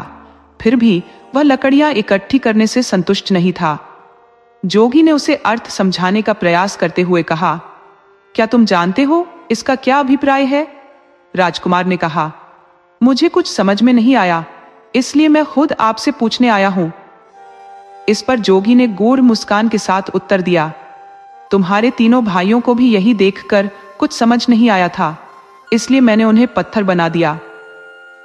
अगले दिन जब राजा का चौथा पुत्र अपने तीनों भाइयों की वापसी की प्रतीक्षा करते करते चिंतित हो गया, तो उसने अपने पिता से अनुमति मांगी कि वह नगर की पहरेदारी और अपने तीनों भाइयों को खोजने की अनुमति दे। राजा ने उसे अनुमति दी और चौथा राजकुमार अपनी यात्रा पर निकल पड़ा। वह नगर की सीमा के पास पहुंचा, जहां उसे एक जोगी दिखाई दिया। जोगी के पास सुंदर घोड़े चल रहे थे। उसने जोगी को प्रणाम कर पूछा कि क्या उसने उसके तीनों भाइयों को देखा है? जोगी ने इशारे से पत्थर की आकृतियों की ओर दिखाते हुए कहा, हाँ, मैंने इन्हें पत्थर बना दिया है, क्योंकि ये जो जंगल में देखा था उसे मुझे समझा नहीं सके। जोगी ने कहा, यदि तुम वह सब समझा सको जो तुम्हारे भाइयों के लिए कठिन था, तो मैं इन्हें फिर से जीवित कर सकता हूं। राजकुमार ने विनम्रता से कहा, पहले मुझे जंगल में जाकर स्वयं उन दृश्यों को देखना होगा, ताकि मैं आपका प्रश्न भली भांति समझ सकूं। जोगी ने अनुमति दी और राजकुमार ने एक घोड़ा चुना और जंगल की ओर बढ़ चला। वहां पहुंचकर उसने देखा कि एक बड़े तालाब का सारा पानी कई छोटे तालाबों में बहकर उन्हें भर रहा था और बड़ा तालाब खाली हो चुका था। संध्या को वह जोगी के पास वापस लौटा, जिसने उसी प्रश्न को पुनः प्रस्तुत किया। तुम्हारे भाइयों के अनुभव का क्या अर्थ था? राजकुमार ने जो देखा था वह जोगी को बता दिया। जोगी ने पूछा, तुम्हें क्या विशेषता दिखी? राजकुमार ने कहा, जो कुछ देखा उसका अर्थ मेरी समझ से परे है। मैं एक विशाल तालाब को छोटे छोटे तालाबों को भरते हुए देखता हूँ, लेकिन वे छोटे तालाब मिलकर बड़े तालाब को नहीं भर पाते। इसका अर्थ मुझे समझ नहीं आता। जोगी ने चुपचाप उसकी बात सुनी और फिर बिना किसी उत्तर के उसे भी पत्थर में बदल दिया। अब चौथा राजकुमार भी निष्प्राण खड़ा था। जब राजा को यह बात ज्ञात हुई कि कई दिनों से उसके चारों पुत्रों का कोई अता पता नहीं है, उसने अपने जासूसों को भेजा, लेकिन उनके कोई सुराग नहीं मिले। यह देखकर राजा को चिंता हुई कि कहीं उनके साथ कोई अनहोनी तो नहीं हो गई है। अंततः राजा ने स्वयं उन्हें खोजने का निश्चय किया और जंगल की ओर निकल पड़ा। चलते चलते राजा उसी जोगी के पास पहुंच गया, जो अब भी तालाब के किनारे बैठा था और उसके चारों घोड़े घास चर रहे थे। राजा ने जोगी से पूछा, हे जोगी, क्या तुमने मेरे पुत्रों को देखा है? जोगी ने पास खड़े 4 पत्थर के स्तंभों की ओर संकेत किया। राजा ने इन मूर्तियों को देखकर कहा, ये तो पत्थर की प्रतिमाएं हैं, मेरे पुत्र इनमें नहीं है। तब जोगी ने बताया, ये प्रतिमाएं ही तुम्हारे पुत्र हैं। मैंने इन्हें पत्थरों में बदल दिया क्योंकि ये अपने अनुभवों का अर्थ नहीं समझा पाए। यह सुनकर राजा को गहन क्रोध आया। उसने पूछा, तुमने मेरे चारों राजकुमारों को पत्थर में बदल दिया है, अब उन्हें कैसे जीवित करोगे? जोगी ने उत्तर दिया, मैं उन्हें पुनः जीवित कर सकता हूं, यदि तुम उन घटनाओं का सही अर्थ बता सको जिन्हें वे नहीं समझ सके। जोगी ने राजा से कहा, यदि तुम उस दृश्य का अर्थ बता सको जो हीना ने देखा था, तो तुम्हारे चारों पुत्र पुनः जीवित हो सकते हैं। तुम चाहो तो मेरा घोड़ा लेकर जंगल में जाकर उन घटनाओं का निरीक्षण भी कर सकते हो। राजा, जो अत्यधिक समझदार और विवेकशील था, बोला, नहीं जोगी जी, इसकी आवश्यकता नहीं है। यदि तुम मुझे यह बता दो कि उन्होंने क्या देखा था और वे किस बात को समझ नहीं पाए, तो शायद मैं उनका अर्थ समझने में सक्षम हो सकूं। तब जोगी ने कहना आरंभ किया, राजन, तुम्हारे सबसे बड़े पुत्र ने जंगल में एक सब्जियों का बगीचा देखा। चारों ओर ऐसी बाढ़ थी कि बगीचे के अंदर पहुंचना असंभव था। लौटते समय उसने देखा कि उस बाढ़ के डंडे मानो जीवित हो गए थे और वे बगीचे की सब्जियां काट रहे थे। इसका क्या अर्थ हो सकता है? राजा ने कुछ देर विचार किया और फिर बोला, जोगी जी, यह उस व्यक्ति की छवि है जिसके पास सुरक्षा हेतु थोड़ा धन रखा हो, और जब धन का मालिक अपने पैसे मांगने आए तो उस व्यक्ति ने या तो वह धन कहीं छिपा दिया या उसे खर्च कर दिया, जिससे कि वास्तविक मालिक को उसका धन वापस न मिले। ऐसा व्यक्ति अपने भरोसे को भंग करता है और धन का मालिक पछताता है कि उसने विश्वास कर लिया था। जैसे ही राजा ने इस प्रश्न का समाधान प्रस्तुत किया, उसका बड़ा पुत्र उसके समक्ष सजीव हो गया, स्वस्थ और पूर्णतः ठीक। इसके पश्चात जोगी ने दूसरा प्रश्न प्रस्तुत किया, राजा साहब, आपके दूसरे पुत्र ने एक गाय देखी जिसने एक बछिया को जन्म दिया था। उसने देखा कि वह बछिया अपनी ही मां को दूध पिला रही थी। इस दृश्य का अर्थ तुम्हारा पुत्र समझ नहीं पाया। राजा ने गंभीरता से सोचा और कहा, यह दृश्य उस महिला की छवि प्रस्तुत करता है जो अपनी बेटी की कमाई पर निर्भर रहती है। वह अपने पुत्र की संपत्ति पर जीवित रहती है, परंतु यहाँ उस महिला का आश्रय उसकी बेटी की कमाई पर टिका होता है। राजा का उत्तर सुनते ही उसका दूसरा पुत्र भी पुनः जीवित हो गया, पूर्णतः स्वस्थ अवस्था में उसके समक्ष खड़ा हो गया। जोगी ने अपना तीसरा सवाल पूछा, राजन, तुम्हारे तीसरे पुत्र ने जंगल में एक व्यक्ति को देखा जो अपनी पीठ पर भारी लकड़ियों का गट्ठर लादे हुए था।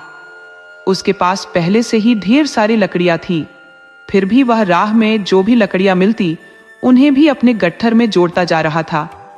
इसका क्या अभिप्राय हो सकता है? राजा ने चिंतन किया और बोला, इसका अर्थ यह है कि कुछ लोग कभी संतुष्ट नहीं होते चाहे उनके पास कितना ही धन संपदा क्यों ना हो। उन्हें सदैव अधिक की लालसा होती है, जैसे उनके पास जो है वह पर्याप्त नहीं है। जैसे ही राजा ने यह उत्तर दिया, उसका तीसरा पुत्र भी सजीव होकर उसके सामने आ खड़ा हुआ। इसके पश्चात जोगी ने चौथा और अंतिम प्रश्न प्रस्तुत किया। राजन, तुम्हारे सबसे छोटे पुत्र ने जंगल में एक विशाल तालाब देखा, जिसने अन्य 6 छोटे तालाबों को जल देने के लिए स्वयं को खाली कर दिया। इसका क्या अर्थ है? राजा ने उत्तर दिया, यह विशाल तालाब उन लोगों का प्रतीक है जो दूसरों के लाभ हेतु अपना सब कुछ अर्पित कर देते हैं, बिना किसी प्रतिफल की आशा किए। वे निस्वार्थ भाव से परोपकार करते हैं, फिर भी उन्हें किसी से कुछ नहीं मिलता। यह एक ऐसा व्यक्तित्व है जो स्वयं को दूसरों के लिए न्यौछावर कर देता है। जैसे ही राजा ने यह कहा, उसका चौथा पुत्र भी सजीव होकर उसके सम्मुख आ खड़ा हुआ। अपने चारों पुत्रों को पुनः जीवित देख राजा अत्यंत हर्षित हुआ और उन्हें लेकर प्रसन्नता पूर्वक अपने महल वापस लौटा। कुछ समय बाद राजा ने अपने चारों पुत्रों में राज्य का विभाजन कर दिया और कहा, अब सुखपूर्वक अपना जीवन व्यतीत करो और राज्य का भलीभांति संचालन करो। उसने अपने पुत्रों के विवाह भी करवा दिए और चारों युवा राजकुमार राज्य के उत्तराधिकारी बने। अंत में राजा ने स्वयं को अपने दायित्वों से मुक्त कर लिया और जंगल में शांति से रहने के लिए चला गया। वहां उसने एक सन्यासी का जीवन अपनाया और अपने ईश्वर की खोज में ध्यान मग्न हो गया।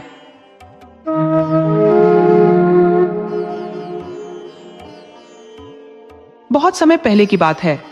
एक राजा था और उसके पुत्र राजकुमार को शिकार का अत्यंत शौक था। प्रतिदिन वह अपने अश्व पर सवार होकर जंगल की ओर निकल पड़ता। जैसे ही राजकुमार अपने शिकार अभियान पर निकलता, रानी का मन चिंताओं से भर जाता। रानी सदा अपने पुत्र को सावधानी पूर्वक समझाती, बेटा, पूरब जाओ, पश्चिम जाओ या उत्तर की ओर भी भले ही कितनी दूर निकल जाओ, किंतु दक्षिण दिशा में कदम रखने का विचार भी मत करना। रानी के इस आग्रह के पीछे एक गंभीर कारण था। उन्हें ज्ञात था कि दक्षिण दिशा में अद्वितीय सुंदरता की स्वामिनी राजकुमारी लावा निवास करती है, जिसकी मोहकता ने न जाने कितने लोगों को अपना बना लिया था। रानी भयभीत थी कि यदि राजकुमार वहां गया तो वह उस अप्सरा सी सुंदरी का होकर रह जाएगा और अपनी मातृभूमि, परिवार, सब कुछ भूल बैठेगा। इसीलिए वे प्रतिदिन उसे यही सीख देती कि दक्षिण दिशा का रास्ता भूलकर भी मत लेना। राजकुमार अपनी माता के आदेशों का पालन करते हुए पूरब, पश्चिम और उत्तर दिशाओं में निर्भीकता से जाता, किंतु दक्षिण की दिशा का ख्याल तक अपने मन में नहीं लाता। परंतु जैसा कि मनोविज्ञान का स्वभाव है, बार बार किसी दिशा से बचने का आदेश मिलने पर राजकुमार के मन में उस दिशा को लेकर जिज्ञासा उत्पन्न होने लगी। आखिरकार एक दिन उसकी जिज्ञासा हद पार कर गई। उसने अपने अश्व की लगाम दक्षिण दिशा की ओर मोड़ दी। घने जंगलों से गुजरते हुए वह उस दिशा में जा पहुंचा जहां अनजान और अद्भुत दृश्य उसका इंतजार कर रहे थे। जंगल में पहुंचकर उसने अनगिनत तोतों का झुंड देखा। अपनी तीर कमान साधते हुए उसने निशाना लगाया। कई तोते उसके तीर की गति से घायल होकर धरती पर गिर पड़े। राजकुमार की यात्रा अब एक नया मोड़ लेने वाली थी। उसकी जिज्ञासा उसे उस दिशा में ले जा रही थी जहां उसके भाग्य की परीक्षा होना निश्चित था। राजकुमार ने जब अपने सधे हुए निशाने से तोतों के झुंड को तितर बितर कर दिया तो अधिकांश तोते भयभीत होकर आसमान की ओर उड़ गए, लेकिन एक तोता वहीं डटा रहा। ये कोई साधारण तोता नहीं था। उसका नाम हीरामन था और वह तोतों का राजा माना जाता था। हीरामन ने अपनी बुलंद आवाज में अन्य तोतों को फटकारते हुए कहा, अगर तुमने मुझे इस संकट में अकेला छोड़ दिया तो मैं राजकुमारी लावा से तुम्हारी शिकायत कर दूंगा। ये सुनते ही सभी तोते जो डरकर भाग चुके थे वापस लौट आए और साहस के साथ राजकुमार पर आक्रमण करने लगे। तोतों का ऐसा साहस और हीरामन की धमकी सुनकर राजकुमार आश्चर्यचकित रह गया। उसने पूछा, ये राजकुमारी लावा कौन है? वह कहाँ रहती है? लेकिन उसके प्रश्न पर सारे तोते चुप्पी साध गए। राजकुमार ने फिर से वही सवाल किया, तुम राजकुमारी लावा को कैसे जानते हो? उसका निवास स्थान क्या है? इस बार हीरामन ने गंभीर स्वर में कहा, तुम राजकुमारी इलावा तक कभी नहीं पहुंच सकते। उसके साथ अन्य तोते भी एक सुर में वही बात दोहराने लगे। ये सुनकर राजकुमार का मन खिन्न हो गया। क्रोध और निराशा में उसने अपनी तीर कमान जमीन पर पटक दी और उदास होकर अपने घोड़े पर सवार होकर राजमहल लौट आया। महल में लौटने के बाद राजकुमार ने अपने दैनिक कार्यों में खुद को व्यस्त रखने की कोशिश की, लेकिन राजकुमारी लावा का ख्याल उसके दिल और दिमाग पर इस कदर हावी हो गया था कि वह उससे मुक्त नहीं हो पा रहा था। उसकी उदासी गहराने लगी और हीरामन तथा तोतों की बातें उसकी स्मृतियों में गूंजने लगी। राजा और रानी ने अपने पुत्र की बढ़ती उदासी को महसूस किया। दोनों ही अत्यधिक चिंतित थे। उन्होंने उसे समझाने और उसका मन बहलाने की बहुत कोशिश की, लेकिन वह अपनी उलझनों में उलझा रहा। एक दिन जब रानी ने उससे उसकी उदासी का कारण पूछा तो राजकुमार ने झिझकते हुए सच्चाई बता दी। उसने कहा, मैं राजकुमारी इलावा से मिलना चाहता हूँ, वह कहाँ रहती है? राजकुमार की यह बात सुनकर राजा और रानी एक पल के लिए स्तब्ध रह गए। उन्होंने उससे कहा, हमें नहीं पता वह कहाँ रहती है। लेकिन राजकुमार ने अडिग स्वर में कहा, तो फिर मुझे आज्ञा दीजिए, चाहे इलावा दुनिया के किसी भी कोने में हो, मैं उसे अवश्य खोज निकालूंगा। राजा और रानी राजकुमार के इस निश्चय को सुनकर मौन हो गए। राजकुमार के संकल्प ने उसकी आंखों में नई चमक भर दी थी, मानो उसकी उदासी की परतों के पीछे एक नई यात्रा की शुरुआत छिपी हो। राजा और रानी ने अपने बेटे से कहा, पुत्र, ये हठ छोड़ दो। तुम हमारी एकमात्र संतान हो, तुम्हारी सुरक्षा से बढ़कर हमारे लिए कुछ नहीं। परंतु राजकुमार ने अपनी दृढ़ता व्यक्त करते हुए उत्तर दिया, मैं इस अभियान पर अवश्य जाऊंगा, चाहे मृत्यु ही क्यों ना आ जाए। मैं या तो राजकुमारी इलावा को खोजकर लौटूंगा या फिर कभी वापस ना आऊंगा। इन दोनों परिस्थितियों में आप मुझे भूल जाइए। राजकुमार की यह अड़िग हठ देखकर राजा और रानी विवश हो गए।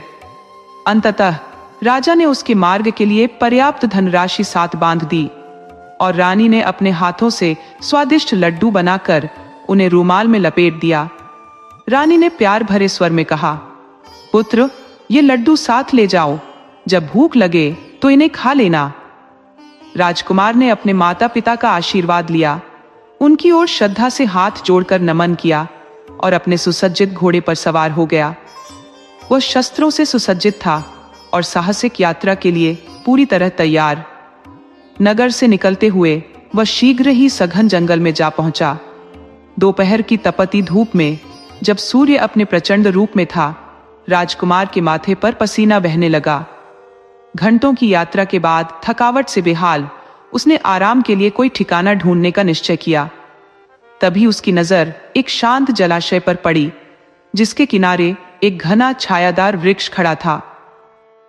राजकुमार ने अपने घोड़े को वहां रोका, कुछ पल विश्राम किया और फिर जलाशय में स्नान करने चला गया। स्नान के बाद भूख ने उसे घेर लिया। तभी उसे अपनी मां के दिए हुए लड्डुओं का स्मरण हुआ। उसने रुमाल से एक लड्डू निकाला ही था कि उसने एक छोटी चींटी को अपने पास आते देखा। राजकुमार ने सोचा, भूख तो सभी को लगती है, चाहे वह छोटी हो या बड़ी। उसने लड्डू का एक टुकड़ा चींटी के आगे रख दिया। कुछ ही पलों में कई और चींटियां वहां पहुंच गई।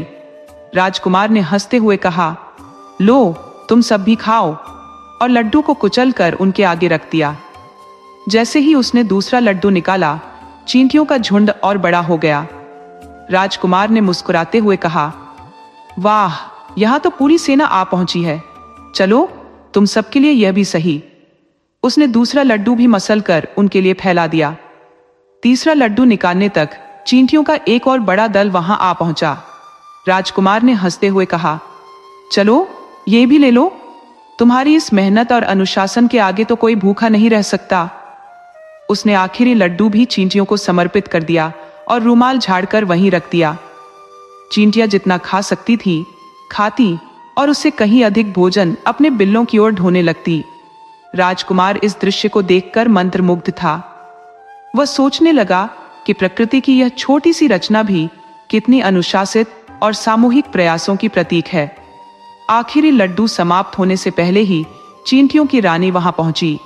उसने अपने साथी चींटियों को संबोधित करते हुए कहा, देखो, इस राजकुमार ने हमें अपने भोजन में हिस्सा देकर बड़ा उपकार किया है, इसे हम कभी नहीं भूलेंगे। फिर रानी ने राजकुमार से कहा, आपने भूख से तड़पती हम सभी का पेट भरा है। जब भी आप किसी संकट में पड़े हमें याद कीजिएगा, हम आपकी सहायता के लिए आएंगे। राजकुमार ने विनम्रता से चींटी रानी का धन्यवाद किया और फिर घोड़े पर सवार होकर अपनी यात्रा जारी रखी। कुछ ही देर बाद जंगल में एक गगनभेदी दहाड़ गूंज उठी। घोड़ा भयभीत होकर पीछे हटने लगा और राजकुमार को उसे काबू में करने में काफी मशक्कत करनी पड़ी। आगे बढ़ने पर राजकुमार ने देखा कि एक शेर दर्द में दहाड़ रहा था। वह बार बार अपने पंजे को ऊपर उठाकर नीचे पटक रहा था। जंगल की विचित्रताओं से सतर्क राजकुमार सोचने लगा, कहीं यह कोई चाल तो नहीं। लेकिन जैसे ही उसकी नजर शेर के पंजे पर गई, उसने देखा कि उसमें कांटा धंसा हुआ था और खून बह रहा था। शेर की हालत देखकर राजकुमार को उस पर दया आ गई। वह घोड़े से उतरकर धीरे धीरे शेर के पास गया। शेर कराहते हुए बोला, कृपया मेरी मदद करो, मेरे पंजे से ये कांटा निकाल दो। राजकुमार ने सतर्कता से उत्तर दिया, अगर मैं तुम्हारी मदद करूं तो तुम मुझे खाओगे तो नहीं? शेर ने वचन दिया, मैं तुम्हें किसी प्रकार की हानि नहीं पहुंचाऊंगा। यह सुनकर राजकुमार ने अपनी कटार निकाली और शेर के पंजे के पास बैठकर कांटा निकालने लगा। जैसे ही कांटा निकला, शेर दर्द से एक आखिरी बार गरजा और फिर शांत हो गया। उसने राहत की सांस ली। अचानक राजकुमार ने पास से किसी और शेर के गर्जन की आवाज सुनी। शेर ने उसे सावधान करते हुए कहा, यह मेरी पत्नी है, वह यह सुनकर आ रही है कि मैं संकट में हूं, तुम तुरंत कहीं छिप जाओ। शेर ने राजकुमार को सुरक्षित स्थान पर छिपा दिया। कुछ ही पलों में शेरनी वहां पहुंच गई। शेर ने उसे अपनी चोट और राजकुमार की मदद के बारे में बताया। शेरनी ने गंभीर स्वर में पूछा, वह दयालु इंसान कहाँ है जिसने तुम्हारी मदद की? शेर ने उत्तर दिया, मैंने उसे सुरक्षा का वचन दिया है। शेरनी ने सहमति में सिर हिलाया और कहा, क्या तुम मुझे कृतज्ञ समझते हो? जिसने हमारे ऊपर उपकार किया हो उसकी जान लेना तो हमारे स्वभाव के विपरीत होगा। उसे धन्यवाद देना हमारा कर्तव्य है। शेर ने आवाज लगाई, राजकुमार, अब बाहर आ जाओ। राजकुमार बाहर आया और शेर व उसकी पत्नी ने अत्यधिक कृतज्ञता व्यक्त की। शेर अपने घाव के कारण चलने फिरने में अक्षम था और उसकी देखभाल के लिए राजकुमार ने वहीं रुकने का निश्चय किया। हर दिन राजकुमार शेर के पंजे को धोता, उसकी पट्टी बदलता और उसे आराम देता। मात्र 3-4 दिनों में शेर पूरी तरह स्वस्थ हो गया और फिर से दौड़ने लगा। शेर और उसकी पत्नी एक मनुष्य द्वारा इतना परोपकार देखकर अत्यंत प्रसन्न हुए। जब राजकुमार ने अपनी यात्रा आगे बढ़ाने की बात की तो शेर और उसकी पत्नी ने वचन दिया, यदि तुम कभी किसी संकट में पड़ो तो हमें पुकारना, हम तुरंत सहायता के लिए हाजिर होंगे। राजकुमार अपने घोड़े पर सवार होकर फिर से यात्रा पर निकल पड़ा। रास्ते में उसने दूसरे जंगल को पार कर लिया। अब वह तीसरे जंगल में पहुंचा, जो पहले के मुकाबले कहीं अधिक घना और रहस्यमयी था। मार्ग उबड़ खाबड़ और चुनौतीपूर्ण थे, लेकिन राजकुमार बिना रुके आगे बढ़ता रहा। चलते चलते उसने देखा कि 4 फकीर आपस में तीव्र वाद विवाद कर रहे थे। राजकुमार ने घोड़ा रोका और उनके पास पहुंचकर पूछा, तुम्हारे इस झगड़े का कारण क्या है? एक फकीर ने उत्तर दिया, हमारे गुरु स्वर्ग से धार चुके हैं और उन्होंने यह 5 वस्तुएं, पलंग, थैला, कटोरा, छड़ी और रस्सी छोड़ दी है। इन चीजों को लेकर हम सभी में विवाद है। दूसरे फकीर ने बात काटते हुए कहा, इन वस्तुओं की उपयोगिता से तुम परिचित नहीं हो। ये मामूली वस्तुएं नहीं है, बल्कि चमत्कारी है। ये पलंग ऐसा है कि जो भी इस पर बैठेगा वह पलक झपकते ही कहीं भी पहुंच सकता है।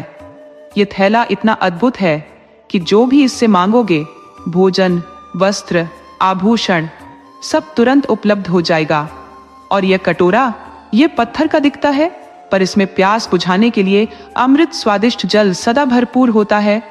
राजकुमार ने गंभीर होकर पूछा, और यह छड़ी और रस्सी? फकीर ने कहा, यह रस्सी जिसे बांधने के लिए कहा जाएगा, उसे बिना प्रयास जकड़ लेगी, और ये छड़ी जिसे मारने का आदेश दोगे उस पर टूट पड़ेगी, चाहे दुश्मन एक हो या 1000। चारों फकीर वर्षों से साथ थे। वे एक ही गुरु के शिष्य थे और साथ साथ आश्रम में पले बड़े थे, किंतु अब लालच और स्वार्थ ने उनकी मित्रता में दरार डाल दी थी। वे तय नहीं कर पा रहे थे कि कौन सी वस्तु किसे मिले। प्रत्येक अपनी अपनी पसंद की वस्तु पाने पर अड्डा हुआ था। राजकुमार ने उन्हें शांत करते हुए कहा, ठीक है, मैं इस विवाद का निर्णय करता हूं। मैं 4 अलग अलग दिशाओं में तीर छोड़ूंगा। जो तीर को सबसे पहले लेकर लौटेगा उसे यह पलंग मिलेगा। दूसरा तीर लाने वाले को यह थैला मिलेगा। इसी प्रकार तीसरा और चौथा तीर लेकर आने वालों को कटोरा और छड़ी रस्सी प्राप्त होगी। चारों ने राजकुमार के इस प्रस्ताव पर सहमति जताई और तीरों के लिए दौड़ पड़े। राजकुमार की शर्त सुनते ही चारों फकीरों ने अपनी सहमति जताई। इसके बाद राजकुमार ने अपने धनुष पर बाण चढ़ाया और पूरी ताकत से पहला तीर छोड़ दिया। चारों फकीर उसकी दिशा में दौड़ पड़े। जैसे ही पहले ने तीर उठाया, राजकुमार ने दूसरा तीर छोड़ा। दूसरे ने जैसे ही दूसरा तीर पकड़ा, राजकुमार ने तीसरा दाग दिया और ठीक उसी क्षण चौथा तीर भी छोड़ दिया। फकीर बदहवास होकर अलग अलग दिशाओं में दौड़ते रहे, तीरों को खोजने में व्यस्त हो गए। इस बीच राजकुमार ने अपने घोड़े से उतरकर जादुई कटोरा, थैला, रस्सी और छड़ी उठा ली। इसके बाद वह पलंग पर बैठ गया और आदेश दिया, हे जादुई पलंग, मुझे राजकुमारी इलावा के नगर पहुंचा दो। पलंग ने आदेश का पालन किया और उड़ान भरते हुए आसमान में ऊंचाई पर चढ़ गया। वह तब तक उड़ता रहा जब तक कि राजकुमार इलावा के नगर में नहीं पहुंच गया। जब पलंग जमीन पर उतरा तो राजकुमार ने राहगीरों से पूछा, क्या यह इलावा का नगर है? एक व्यक्ति ने उत्तर दिया, हाँ, ये वही नगर है। राजकुमार को अपने लक्ष्य के करीब पहुंचने का एहसास हुआ। वह नगर की सड़कों पर घूमता रहा। काफी देर तक इधर उधर भटकने के बाद वह एक छोटे से पुराने घर के सामने रुका। रात बिताने के लिए उसे एक सुरक्षित स्थान की आवश्यकता थी। दरवाजा खटखटाने पर एक वृद्धा बाहर आई। उसने कठोर स्वर में पूछा, तुम कौन हो और यहाँ क्यों आए हो, अजनबी? राजकुमार ने विनम्रता से उत्तर दिया, मैं एक मुसाफिर हूँ, बहुत दूर से आया हूँ। क्या मुझे यहाँ रात बिताने की जगह मिल सकती है? वृद्धा ने कड़क आवाज में जवाब दिया, बिल्कुल नहीं। राजा का सख्त आदेश है कि किसी बाहरी व्यक्ति को शरण न दी जाए। राजकुमार ने याचना करते हुए कहा, आप मेरी माँ जैसी है, कृपया मुझे केवल एक रात के लिए सिर छिपाने की जगह दे दीजिए। यदि आप मना करती है तो मुझे जंगल में लौटना होगा और वहां जंगली जानवर मुझे मार डालेंगे। वृद्धा ने उसे बार बार मना किया, लेकिन आखिरकार उसकी दयालुता जाग उठी। उसने राजकुमार को घर के अंदर आने दिया। बातचीत के दौरान वृद्धा ने राजकुमार को चेतावनी दी, तुम जिस उद्देश्य से यहाँ आए हो वह अत्यंत कठिन है। राजा, जो इस नगर का शासक है, बहुत क्रूर और निर्दयी व्यक्ति है। उसने न जाने कितने राजकुमारों को राजकुमारी से विवाह करने के प्रयास में जान से मार दिया है। राजकुमार ने वृद्धा की बात को अनसुना कर दिया और कहा, मैं राजकुमारी इलावा से विवाह का निर्णय लेकर यहाँ आया हूँ। चाहे कुछ भी हो जाए, मैं पीछे नहीं हटूंगा। वृद्धा ने गहरी सांस लेते हुए कहा, यदि तुमने यह निर्णय लिया है तो तुम्हें राजा की 3 कठिन शर्तों को पूरा करना होगा। यदि तुम असफल हुए तो तुम्हें अपनी जान गंवानी पड़ेगी। राजकुमार ने आत्मविश्वास के साथ कहा, मैं हर परीक्षा के लिए तैयार हूं। वृद्धा उसकी साहसिकता देखकर चुप हो गई, लेकिन वह जानती थी कि यह रास्ता कांटों से भरा हुआ है। राजा ने उन सभी को निर्ममता से मौत के घाट उतार दिया। बुढ़िया ने गंभीर स्वर में कहा, बेटा, जीवन एक अनमोल तोहफा है। इसे किसी असंभव स्वप्न के पीछे नष्ट करना समझदारी नहीं है। मेरी बात मान लो और राजकुमारी लावा से विवाह का विचार त्याग कर अपने घर लौट जाओ। राजा हर किसी पर अपनी इच्छाएं थोपता है और जो उसकी शर्तें पूरी करने में विफल रहता है उसे जीवन से हाथ धोना पड़ता है। इससे बेहतर होगा कि तुम इस असंभव ख्याल को अपने दिल से निकाल फेंको। बुढ़िया ने राजकुमार को बार बार समझाने की कोशिश की, लेकिन उसका दृढ़ निश्चय तस से मस नहीं हुआ। इतने में ही बुढ़िया ने कहा, राजा के सिपाही तुम्हारी तलाश में होंगे और यहाँ किसी भी समय पहुंच सकते हैं। राजा के सिपाही घर तक आ पहुंचे और राजकुमार को राज दरबार चलने का आदेश दिया। दरबार में राजा ने उसे चुनौतीपूर्ण स्वर में देखा और कहा, तो तुम मेरी बेटी लावा से विवाह करना चाहते हो? राजकुमार ने दृढ़ता से उत्तर दिया, जी हाँ, और मेरी आपसे विनती है कि आप स्वयं अपनी बेटी का हाथ मेरे हाथ में सौंप दे। राजा ठहाका मारते हुए बोला, राजकुमारी का हाथ पाने के लिए कुछ शर्तें हैं। अगर तुम उन्हें पूरा कर सके तो लावा तुम्हारी होगी, लेकिन अगर असफल रहे तो तुम्हें अपनी जान से हाथ धोना पड़ेगा। राजा ने इशारा किया और सेवकों ने दरबार के बीचों बीच सरसों का एक विशाल ढेर जमा दिया। राजा ने कहा, यह ढेर पूरे 40 किलो है।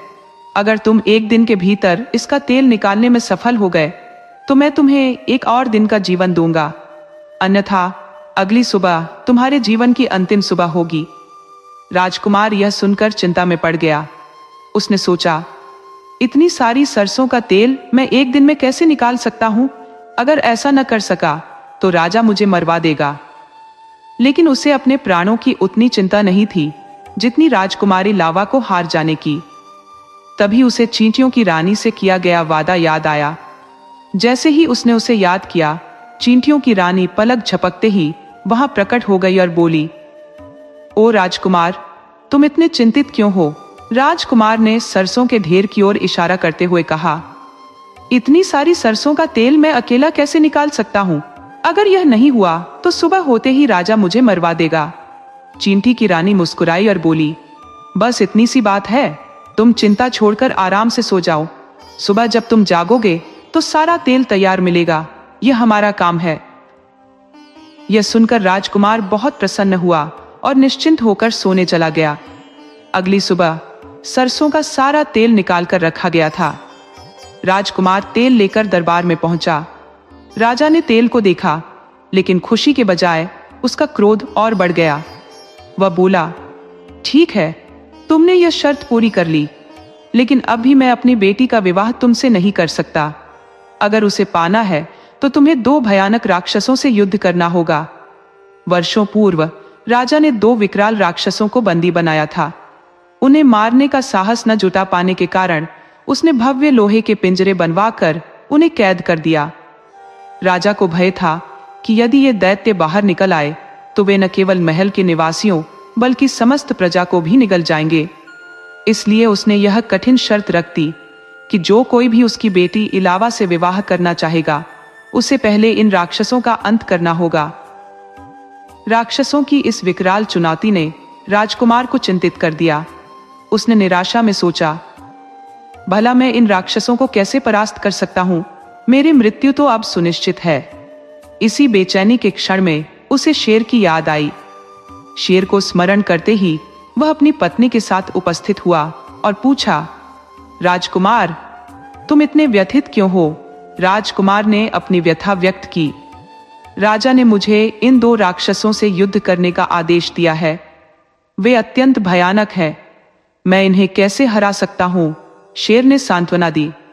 चिंता मत करो राजकुमार, हम इनसे निपट लेंगे। शेर की यह बात सुनकर राजकुमार के भीतर साहस का संचार हुआ। उसने अपने झोले से 2 भव्य कटोरे निकाले। वे कटोरे सोने की नक्काशी और चांदी के बूते से सुशोभित थे। उनकी चमक इतनी तीव्र थी कि उन्हें सीधे देखना भी कठिन था। अगली सुबह शेर और उसकी पत्नी ने दरबार में उपस्थिति दी। राजा ने पूछा, तो क्या तुम राक्षसों से लड़ने के लिए तैयार हो? राजकुमार ने दृढ़ता से उत्तर दिया, हाँ, मेरे साथी शेर और उसकी पत्नी इन राक्षसों का सामना करेंगे। राजा ने सहर्ष अनुमति दी, क्योंकि उसका उद्देश्य राक्षसों से निजात पाना था। दोनों राक्षसों को पिंजरे से बाहर लाया गया और अखाड़े में छोड़ दिया गया। शेर और उसकी पत्नी ने अखाड़े में प्रवेश किया और एक भीषण युद्ध प्रारंभ हुआ। युद्ध की गर्जना से अखाड़ा गूंज उठा। शेर और उसकी पत्नी ने अपनी सामूहिक शक्ति से राक्षसों को परास्त कर दिया। जैसे ही राक्षसों ने दम तोड़ा, दरबार में जय जयकार गूंजने लगी, परंतु राजा का चेहरा निर्विकार बना रहा। उसने गंभीर स्वर में कहा, तुमने यह कार्य पूरा किया है, लेकिन अभी भी मैं अपनी बेटी का हाथ तुम्हें नहीं सौंप सकता। राजकुमार ने धैर्यपूर्वक पूछा। अब मुझे और क्या करना होगा? राजा ने उत्तर दिया। आसमान में एक ऊंचे स्थान पर मैंने एक ड्रम रखवाया है। यदि तुम उसे बजाकर दिखा सको तो मैं इस शर्त को भी मान लूंगा। राजकुमार ने मन ही मन इसे आसान कार्य समझा। उसने अपने जादुई पलंग को स्मरण किया। पलंग तत्काल प्रकट हुआ और बोला, क्या आज्ञा है राजकुमार? राजकुमार ने कहा, मुझे उस ऊंचाई तक ले चलो जहां ड्रम रखा है। पलंग ने तुरंत उसे आसमान में पहुंचाया। वहां पहुंचकर राजकुमार ने ड्रम को बजा दिया। सफलतापूर्वक कार्य पूरा कर वह दरबार में लौटा। लेकिन राजा ने अब भी अपनी बेटी का विवाह उससे करने से इनकार कर दिया। वह बोला, तुमने बहादुरी और चतुराई से इन शर्तों को पूरा किया है, परंतु मेरी सहमति अभी अधूरी है। राजा ने अपनी बेटी का विवाह उसी युवक से करने का वचन दिया जो उसकी सभी शर्तों को पूरा कर सके। अब तक एक राजकुमार हर शर्त को सफलतापूर्वक पूरा कर चुका था, लेकिन राजा की आखिरी शर्त ने उसकी हिम्मत को हिला दिया। राजा ने दरबार के पास खड़े एक पुराने और मोटे पेड़ की ओर इशारा किया। वह पेड़ इतना विशाल था कि उसके तने को देख किसी का भी सिर चकरा जाए। राजा ने राजकुमार को मोम की एक आरी थमाते हुए कहा, इस आरी से कल सुबह तक इस तने को 2 हिस्सों में काट दो। राजकुमार का चेहरा उतर गया। उसने कभी नहीं सोचा था कि ऐसी असंभव शर्त उसके सामने आ सकती है। मोम की आरी से उस मोटे तने को काटना नामुमकिन लग रहा था। भारी मन से वह अपने कमरे में लौटा और सोचने लगा कि अगली सुबह उसकी मृत्यु तय है। उदास और निराश राजकुमार बुढ़िया के पास पहुंचा, जिसने पहले भी उसकी मदद की थी। उसने कहा, माए, पहली शर्त चींटियों की मदद से पूरी हो गई। दूसरी शर्त राक्षसों को हराने में मेरी पत्नी और मेरे शहरवासियों ने मदद की। तीसरी शर्त में पलंग ने ड्रम बनकर काम किया, लेकिन अब यह चौथी शर्त, मोम की मामूली आरी से इतना मोटा तना कैसे काटा जा सकता है, इसका कोई उपाय मुझे नहीं सूझ रहा। बुढ़िया ने उसकी बात सुनी और मुस्कुराई। उसने कहा, तुम राजकुमारी लावा के पास जाओ, वह तुम्हारी मदद जरूर करेगी। राजकुमार तुरंत राजकुमारी के पास गया। राजकुमारी उसे देखकर मुस्कुराई और पूछा, तुम इतने उदास क्यों हो राजकुमार? राजकुमार ने सारी बात बताई और कहा, कल मेरा आखिरी दिन है, मैं यह शर्त पूरी नहीं कर पाऊंगा। तुम्हारे पिता मुझे अवश्य मार डालेंगे। राजकुमारी लावा ने गहरी सांस ली और कहा, घबराओ मत, जैसा मैं कहती हूं वैसा ही करना।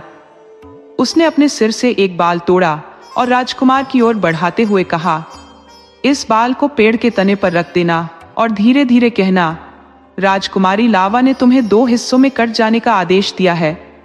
फिर मोम की आरी से उस बाल पर आहिस्ता आहिस्ता चलाना। राजकुमार ने वैसा ही किया। अगली सुबह वह मोम की आरी और राजकुमारी के दिए हुए बाल के साथ पेड़ के पास पहुंचा। उसने बाल को तने पर रखा और धीरे से कहा, राजकुमारी लावा ने तुम्हें 2 हिस्सों में कट जाने का आदेश दिया है। फिर उसने मोम की आरी को बाल पर चलाना शुरू किया। जैसे ही आरी बाल को छूती, पेड़ का मोटा तना खुद ब खुद 2 हिस्सों में बंटने लगा। कुछ ही देर में तना साफ तौर पर 2 टुकड़ों में बंट चुका था। राजा यह चमत्कार देखकर दंग रह गया। उसकी खुशी का ठिकाना नहीं रहा। उसने राजकुमार को गले लगाते हुए कहा, तुमने मेरी हर शर्त पूरी कर दी। अब मैं वचन देता हूं कि मेरी बेटी लावा तुम्हारी पत्नी बनेगी। राजकुमार और राजकुमारी लावा का विवाह धूमधाम से हुआ और वे दोनों खुशी खुशी रहने लगे। इस तरह राजकुमार ने अपनी बुद्धिमत्ता और राजकुमारी लावा की सहायता से असंभव को संभव कर दिखाया। राजा ने अपने सिंहासन से उठकर राजकुमार को स्नेहपूर्वक गले लगाया और कहा, अब तुम मेरी पुत्री के साथ विवाह कर सकते हो। इसके बाद विवाह की तैयारियों का शुभारंभ हुआ। राजा ने अपने राज्य के सभी मित्र, राजाओं और प्रतिष्ठित जनों को समारोह में सम्मिलित होने का निमंत्रण भेजा। विवाह अत्यंत धूमधाम और वैभव के साथ संपन्न हुआ। उत्सव के कुछ दिन पश्चात राजकुमार ने अपनी पत्नी से कहा, क्या अब हमें अपने देश लौटना चाहिए? राजकुमारी लावा के पिता ने उनके प्रस्थान की समुचित व्यवस्था की। उन्होंने उन्हें बहुत से उपहारों से लाद दिया। शक्तिशाली घोड़े, बहुमूल्य हीरे, जवाहरात और सोने चांदी से भरे संदूक। इस बात का भी प्रबंध किया गया कि उनके मार्ग में कोई विघ्न या संकट न आए। राजकुमार और राजकुमारी ने यात्रा आरंभ की। मार्ग में उन्हें घने जंगल से होकर गुजरना पड़ा। यह जंगल डाकुओं के आतंक का केंद्र था। जैसे ही डाकुओं ने देखा कि कोई राजकुमार और राजकुमारी भारी मात्रा में धन संपत्ति लेकर जा रहे हैं, उन्होंने लूटपाट की योजना बनाई। डाकुओं की संख्या अत्यधिक थी, जबकि राजकुमार के साथ गिनती के सैनिक थे। जब डाकुओं ने आक्रमण किया तो राजकुमार तनिक भी विचलित नहीं हुआ। वह अपने धैर्य और चातुर्य के लिए विख्यात था। उसने तुरंत अपने झोले से एक अद्भुत रस्सी और एक विशेष डंडा निकाला। यह रस्सी इतनी चमत्कारी थी कि डाकुओं को जैसे ही छुआ, उन्होंने अपने आप को बंधा हुआ पाया। वहीं डंडा स्वयं ही डाकुओं की मरम्मत करने लगा। डाकुओं ने अपनी जान बचाने के लिए करुणा की गुहार लगाई। उनकी हालत दयनीय हो चुकी थी। राजकुमार को उन पर दया आ गई और उसने उन्हें जीवन में पुनर्डकैती न करने की चेतावनी देकर छोड़ दिया। इस तरह राजकुमार और राजकुमारी ने अपनी यात्रा को रोमांचक और अविस्मरणीय बना दिया। वे अपने देश लौटे और आनंद पूर्वक जीवन बिताने लगे। राजकुमार ने अपने जादुई पलंग, झोले, कटोरे, छड़ी और रस्सी को सदैव अपने पास रखा। आवश्यकता पड़ने पर वह इनका कुशलता पूर्वक उपयोग करता था। प्रिय मित्रों, यदि आपको यह कथा मनमोहक लगी हो तो कृपया हमारे चैनल को लाइक करें, सब्सक्राइब करें और इसे अधिक से अधिक शेयर करें।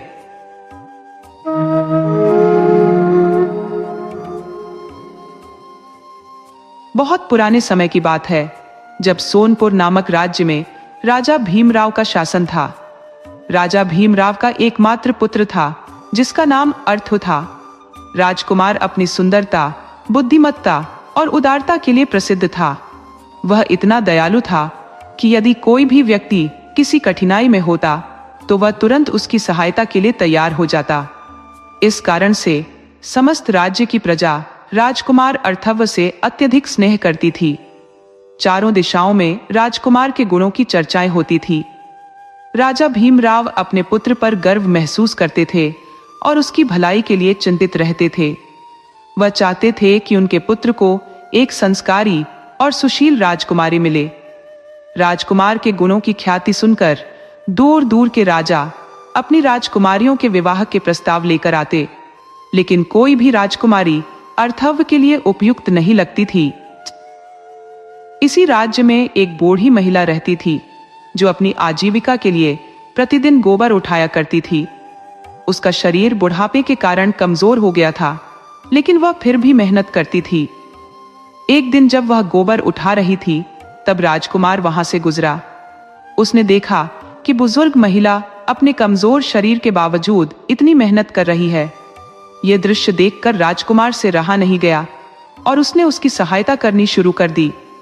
बूढ़ी महिला राजकुमार की उदारता से अत्यधिक प्रभावित हुई और उसे ढेरों आशीर्वाद दिए। इसके बाद राजकुमार नियमित रूप से उसकी सहायता करने जाने लगा। एक दिन बूढ़ी महिला ने राजकुमार से कहा, बेटा, तुम इतने दयालु हो, तुम्हारी पत्नी भी तुम्हारे जैसी ही होगी, है ना? राजकुमार ने हंसते हुए उत्तर दिया, माई, मेरी अभी तक शादी नहीं हुई है। इस पर बूढ़ी महिला ने कहा, तुम जैसे नेकदिल युवक को एक संस्कारी और सुंदर पत्नी ही मिलनी चाहिए। अगर तुम चाहो तो मैं एक अद्वितीय सुंदरी का पता जानती हूँ, लेकिन वहां तक पहुंचना खतरनाक है, तुम्हारी जान भी जा सकती है। राजकुमार ने साहसपूर्वक कहा, माई, आप चिंता न करें, आप बस रास्ता बताइए, मैं किसी भी जोखिम को उठाकर वहां पहुंच जाऊंगा। बूढ़ी महिला ने बताया, 7 समुद्रों के पार एक ऋषि मुनि रहते हैं, उन्हें जाकर बताना कि मैंने तुम्हें भेजा है। वह तुम्हें तारापुर की रानी का पता बताएंगे, लेकिन ध्यान रखना, जब वह ध्यान से बाहर आए तो उनके सामने खड़े मत होना, नहीं तो तुम भस्म हो जाओगे। राजकुमार ने अपने पिता से आज्ञा ली और तारापुर की रानी की खोज में निकल पड़ा। वह 7 समुद्रों को पार करता हुआ घने जंगलों के बीच पहुंच गया और ऋषि की खोज करने लगा। आधा जंगल पार करने के बाद राजकुमार के सामने एक अद्भुत दृश्य प्रकट हुआ। जब वह निकट पहुंचा तो देखा कि एक विशालकाय पेड़ के नीचे एक अजीब सी आकृति बैठी थी। उसके पूरे शरीर पर घास जमी हुई थी, मानो वह किसी जंगल का जीव हो। राजकुमार को तुरंत एहसास हुआ कि यह वही ऋषि मुनि हो सकते हैं जिनके बारे में बुढ़िया माई ने बताया था। राजकुमार को उस व्यक्ति पर दया आई। वह सोचने लगा कि अगर वह मुनि की घास हटाकर उनकी सहायता करेगा तो मुनि उसे आशीर्वाद देंगे। जैसे ही राजकुमार ने घास हटाने की कोशिश की, मुनि दर्द से कराहने लगे और अचानक उनकी आंखें खुल गईं। मुनि की आंखों से आग निकलने लगी और जब राजकुमार सामने खड़ा था तो वह आग की लपटों में समा गया और भस्म हो गया। कुछ दिन बीत गए और इधर बुढ़िया माई चिंता में पड़ गई कि राजकुमार की कोई खबर नहीं आई। उसे संदेह हुआ कि कहीं कोई अनहोनी तो नहीं हो गई। वह तुरंत ऋषि मुनि के पास पहुंची और विनम्रता से उनसे पूछने लगी, महाराज, क्या यहाँ कोई राजकुमार तारापुर की रानी की खोज में आया था? ऋषि मुनि बोले, राजकुमार तो नहीं, लेकिन एक युवक आया था जो अब भस्म हो चुका है। ये सुनकर बुढ़िया माई मुनि के चरणों में गिर पड़ी और रो रो कर उनसे प्रार्थना करने लगी, महाराज, कृपा करें, वह युवक वही राजकुमार था जिसकी मैं सहायता कर रही थी। उसकी जान बचा लें, यह मेरी विनती है। ऋषि मुनि को बुढ़िया की दयनीय अवस्था देखकर दया आ गई। उन्होंने कहा, मैं अपने पूरे जीवन में केवल 3 बार किसी की जान बचाने की शक्ति रखता हूं और तुम्हारे आग्रह पर मैं इस राजकुमार को जीवन दान दूंगा। इस प्रकार ऋषि मुनि ने राजकुमार को पुनः जीवित कर दिया। बुढ़िया माई खुशी से भर गई और ऋषि मुनि से तारापुर की रानी का पता बताने का निवेदन किया। मुनि ने उसकी इच्छा पूरी कर दी। इसके बाद बुढ़िया अपने राज्य सोनपुर लौट आई। उधर राजकुमार मुनि से क्षमा याचना करने लगा। ऋषि मुनि ने कहा, मैं तुम्हें तारापुर की रानी का पता तो बता दूंगा, लेकिन वहां तक पहुंचना अत्यधिक खतरनाक है। वहां पहुंचने में तुम्हारी जान भी जा सकती है। राजकुमार ने दृढ़ संकल्प के साथ कहा, महाराज, चाहे कितनी भी कठिनाई आए, मैं वहां पहुंचूंगा। कृपया मुझे रास्ता दिखाइए। ऋषि मुनि ने राजकुमार को एक तोते में बदल दिया और कहा, अब सुनो ध्यान से, तुम्हें पूर्व दिशा में जाना है। वहां तुम्हें एक विशाल ताड़ का पेड़ मिलेगा और उस पेड़ पर एक अनोखा फल लगा होगा। वह फल लाकर मेरे पास लाओ, लेकिन ध्यान रहे, चाहे कोई तुम्हें पुकारे या आवाजें दे, पीछे मुड़कर मत देखना। अगर मुड़ोगे तो सब कुछ नष्ट हो जाएगा। राजकुमार ने गुरु की आज्ञा मान ली और तोता बनकर उड़ चला। उसे वह फल मिल गया और वह खुशी खुशी लौट रहा था, पर रास्ते में उसे पीछे से किसी ने पुकारा। पहले तो उसने नजरअंदाज किया, पर जब बार बार आवाजें आने लगी तो उसने गुस्से में आकर पीछे मुड़कर देखा और फल गायब हो गया। राजकुमार ऋषि मुनि से विनती करता है, महाराज, मुझसे भूल हो गई है, एक और अवसर दे। ऋषि मुनि गंभीर होकर बोले, जब तुमने इतनी आसानी से क्रोध कर लिया तो अब उस फल को प्राप्त करना तुम्हारे लिए असंभव हो गया है। केवल एक ही फल शेष है और वह उत्तर दिशा में है। लेकिन ध्यान रखना, इस बार यदि तुमने पीछे मुड़कर देखा तो तुम्हारा अंत निश्चित है। राजकुमार ने प्रार्थना की, महाराज, मुझे एक आखिरी अवसर दीजिए, इस बार मैं कोई भूल नहीं करूंगा। ऋषि मुनि ने फिर से उसे तोते का रूप दे दिया। इस बार राजकुमार उड़ते हुए उत्तर दिशा की ओर चल पड़ा, जहां उसे ताड़ का वह अद्वितीय फल मिल गया। जब वह फल लेकर लौट रहा था, तब फिर से आवाजें आने लगी जो उसे पीछे मुड़ने के लिए उकसा रही थी। हालांकि आवाजें बार बार गूंज रही थी और राजकुमार का तोते का चोंच भी लाल हो गया था, फिर भी वह पीछे नहीं मुड़ा। तमाम परेशानियों के बावजूद वह सीधे ऋषि मुनि के पास पहुंच गया। ऋषि मुनि ने तोते को फिर से राजकुमार के रूप में बदल दिया और ताड़ के फल को उठाते हुए बोले, ये ताड़पुर की रानी है, पर याद रखना, जब तुम इसे अपने राज्य लेकर जाओगे तो रास्ते में इसका घूंघट मत खोलना, केवल महल पहुंचने पर ही इसे खोलना। राजकुमार ने मुनि के चरणों में झुककर आशीर्वाद लिया और आदेश मानने का वचन दिया। फिर वह अत्यधिक उत्साहित था, क्योंकि वह अपनी विजय के साथ ताड़पुर की रानी को सोनपुर ले जाने लगा। परंतु रास्ते में चलते चलते राजकुमार के मन में एक विचार कौंधा, ये यात्रा बहुत लंबी है, क्यों न रानी का चेहरा पहले ही देख लिया जाए। थकान से ग्रसित होकर राजकुमार एक गांव के पास आकर एक पेड़ के नीचे रुक गया। उसने रानी को घोड़े से उतारा और उसकी उत्सुकता उसे घूंघट उठाने पर मजबूर कर गई। जैसे ही उसने ताड़पुर की रानी का घूंघट उठाया, सामने की अप्रतिम सुंदरता देखकर वह मूर्छित हो गया। रानी यह देख घबरा गई और उसे होश में लाने के लिए पानी की तलाश करने लगी। तभी उसे एक कुआं दिखाई दिया जहां एक महिला पानी भर रही थी। रानी ने उस महिला से पानी मांगा तो महिला ने उसे देखकर कहा, तुम यहाँ की नहीं लगती, कहाँ से आई हो? रानी ने जवाब दिया, मैं ताड़पुर की रानी हूं, मेरे पति बेहोश हो गए हैं। तारापुर की रानी ने स्त्री से पानी मांगा तो स्त्री ने पूछा, क्या हुआ तुम्हारे पति को? रानी ने अपनी पूरी कथा सुनाई, जिसके बाद स्त्री ने कहा, यहाँ का नियम है कि जिसे पानी चाहिए उसे खुद कुएं से पानी भरना होगा। रानी ने सहमति जताते हुए कहा, ठीक है, मुझे बाल्टी दे दो, मैं भर लूंगी।